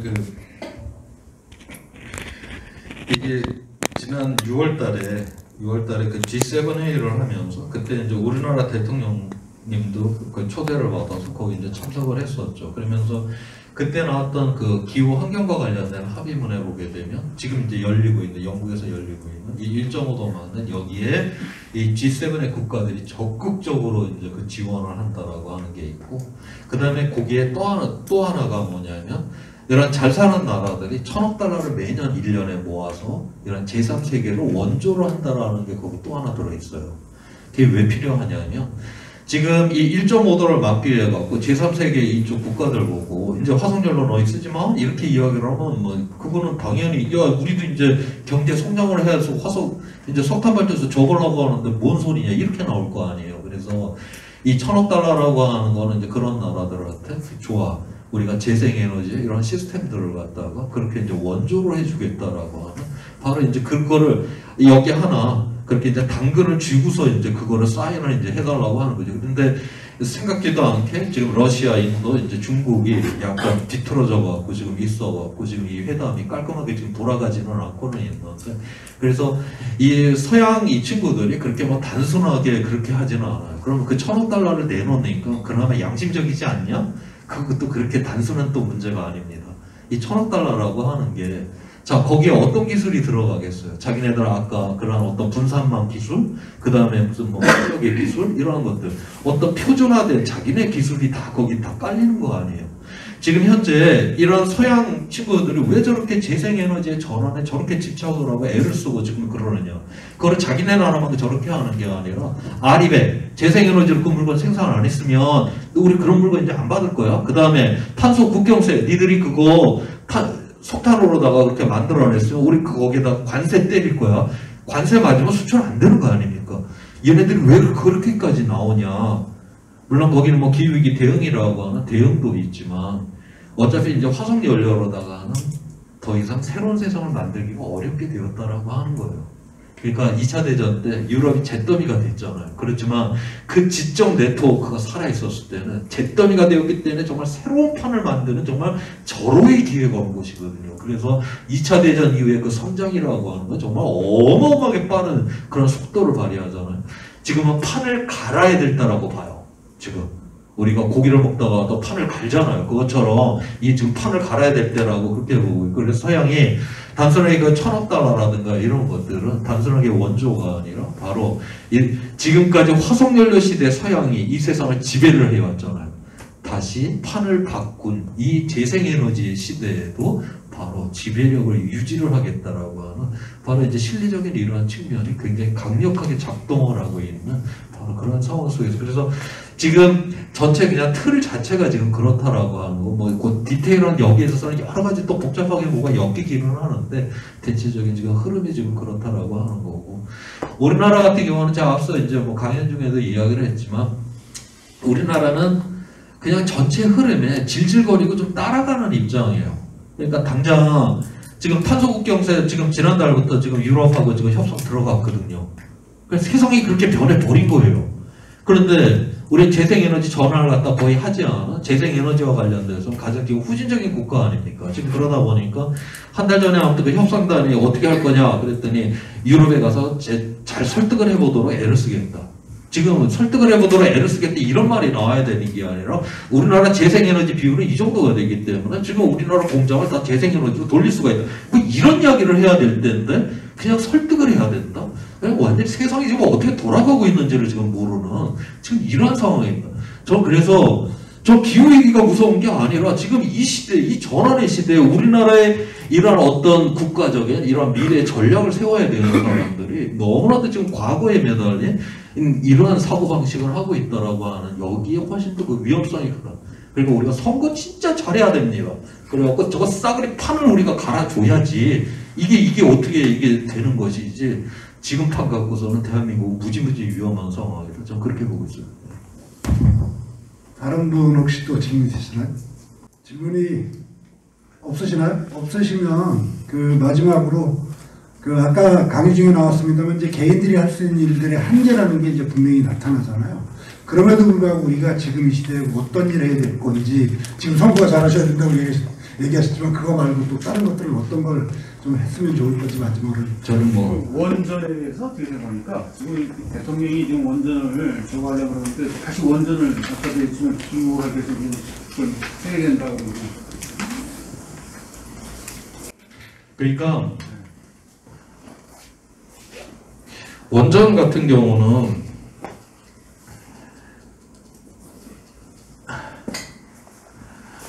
지금 이제 새로 진다라고 했었을 때 지금 이거 보면 지난 10년 동안에 가격이 26%가 지금 올랐거든요. 그러니까 10년 전에 후쿠시마 사태 때 후쿠시마에 그게 이제 핵 누출이 그렇게 이제 거기 그 폭발이 일어났던 이유가 뭐냐면 해일이 일어나갖고 보조 발전기가 중단이 된 거예요. 그래서 이제 열을 떨굴 수 있는 이 장치가 중단이 되다 보니까 그래서 핵폭발이 일어나고 그랬던 것이거든요. 그러니까 이제 새로 짓는 원전은 보조 발전기가 중단이 된다 해도 폭발의 위험성이 없게 만들어야 돼요. 그러다 보니까 저게 이제 비용이 저렇게 크게 이제 올라갔습니다. 그런데 저거를 한 대가 아니라 뭐 수천 수만 대씩 만든다 그러면 또 그 대량 생산하니까 가격이 떨어질 수가 있는데 지금 누가 원전을 그렇게 많이 만들어서 쓰고나 있습니까? 그렇지 않으니까 가격은 저렇게 올라가 있는 상태이고, 예전에는 위험과 혜택의 논쟁이었어요. 그러니까 이거는 폭발의 위험이 있다. 그 다음에 거기로부터 나오는 이 폐기물이 그러니까 수만 년 동안 우리는 그 혜택을 누렸지만 우리의 자손들은 뭔 죄냐? 그 방사능 물질 아무 그 쓸모도 없는 거를 끼고 살아야 되는데 뭔가 이거 윤리적으로 이거 맞지 않지 않냐? 이제 이러한 논제, 이러한 거를 갖고 있고, 그런 다음에 혜택. 그러니까 뭔 소리야? 그래도 우리 지금 다 전기 켜고 이러고 살아야 되는데 전기 끄고 다 살 거냐? 또 이러한. 지금 당장 살아야 되는 이 문제, 이거 그래서 위험과 혜택의 논쟁이에요. 저거는 그래서 정치적으로 결판이 나야 되는 문제입니다. 자, 그런데 오늘날의 비용과 효과의 문제로 이게 지금 전환이 서서히 일어나고 있다라고 하는 거예요. 다시 말해서 지금 일본이 우리나라 두산 중공업하고 경쟁을 해갖고 터키 원전을 수주를 했죠. 그 다음에 영국의 원전도 수주를 했죠. 3조 원, 2조 원을 각각 투자를 했어요. 그런데 매몰 비용으로 처리를 해버리고 그냥 철수를 해버립니다. 왜냐하면 얘가 지금 가격이 이렇게 지금 떨어지고 있는 거예요. 그거 이제 한번 짓게 되면 한 10년이 걸리고, 그 다음에 그 원금을 뽑아내려면 한 30년을 돌려야 돼요. 그 다음에 이익을 보려면 30년 이상 계속 연장을 해야 돼요. 그런데 영국이 30년까지만 보장을 해주고 30년 이후는 그거를 더 이상 할런지 말런지를 영국 정부가 갖겠다. 당연히 지금 이렇게 가격이 이렇게 떨어지는데 30년 후에 영국이 그 원전을 돌려야 될 이유가 없죠. 그러니까 그냥 매몰 비용으로 처리를 해버리고 일본이 철수를 해버립니다. 지금 우리가 원전을 하겠다고 하는 나라를 한번 보세요. 지금 현재 지금 저기 중국, 그 다음에 러시아, 그 다음에 동유럽, 뭐 이런 나라들이에요. 우리나라의 경제 시스템이라고 하는 게 그런 나라하고 지금 이게 맞춰져 있는 게 아니죠.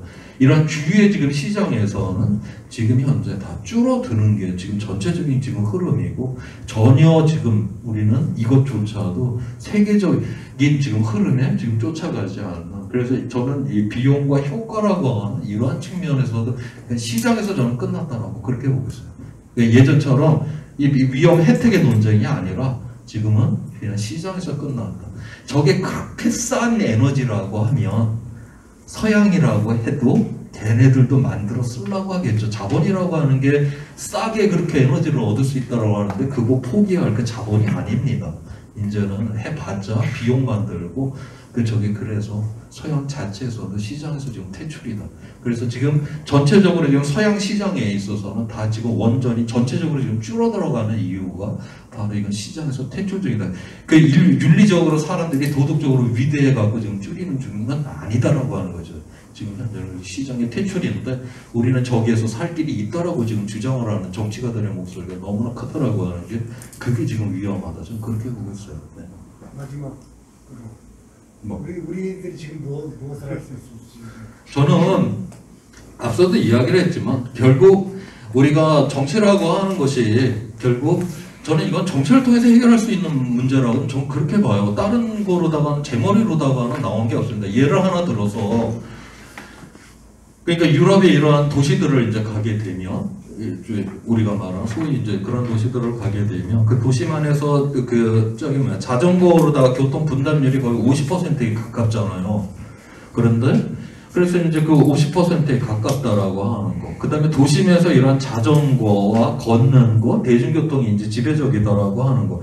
우리는 그 어떤 도시를 가도 개인 자가용이 지배적인 이러한 도시에서 우리는 만들어 놓고 살고 있어요.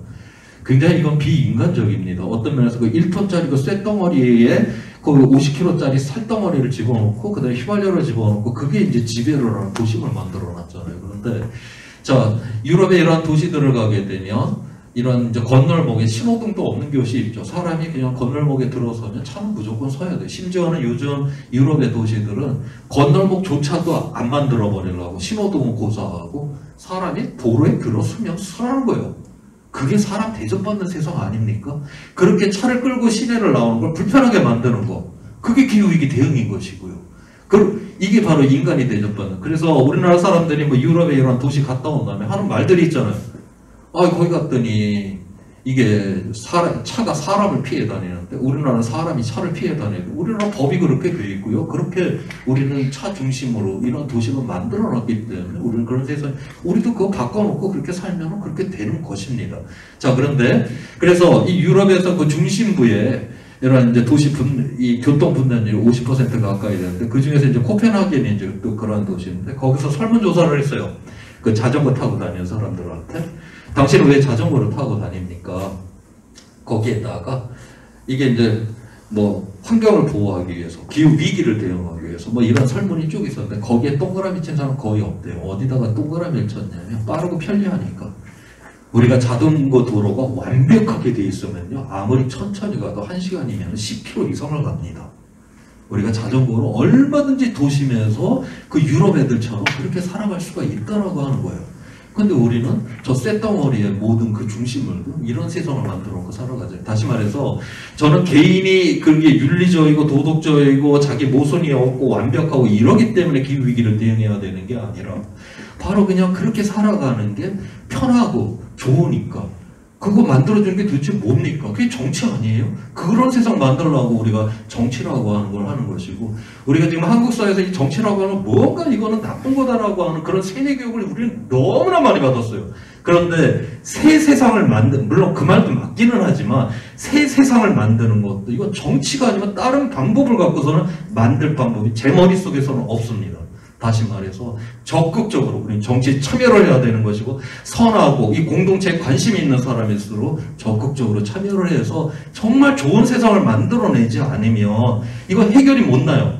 아무리 개인이 저렇게 줄이고 애를 쓰고 정말 성인 도덕 군자 수준으로 그렇게 한다 해도 이거는 혼자는 좋은 사람이 될 수 있을런지는 몰라도 좋은 세상을 못 만들잖아요. 기후위기는 좋은 세상이 안 되면 좋은 사람만 갖고서는 해결이 불가능하다라고 하는 거. 우리의 역사 속에서 인간의 도덕심과 윤리를 통해서 새 세상을 만들어 본 적도 없어요. 인간은 바로 그냥 그러한 세상이 되도록 내가 윤리적이고 뭐 도덕적이고 이것이 아니라 그러한 세상을 사는 게 너무나도 편리하게 돼버리는 이런 세상을 만드는, 이거는 정치에서만 있다라고 저는 그렇게 보고 있는 사람입니다.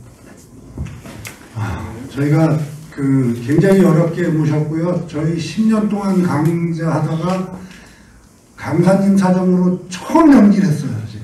그랬는데 절대 후회하지 않는 강의였다는 생각이 들고요. 저희는 오늘 좀 본전을 뽑는 게 아니라 많이 벌었다 이 생각이 듭니다. 열강해주신 조철 박사님한테 큰 박수 부탁드립니다. 오늘 같이 해주신 시민 여러분께 감사드립니다. 102번째 역사문화 시민강좌 마치도록 하겠습니다. 수고하셨습니다.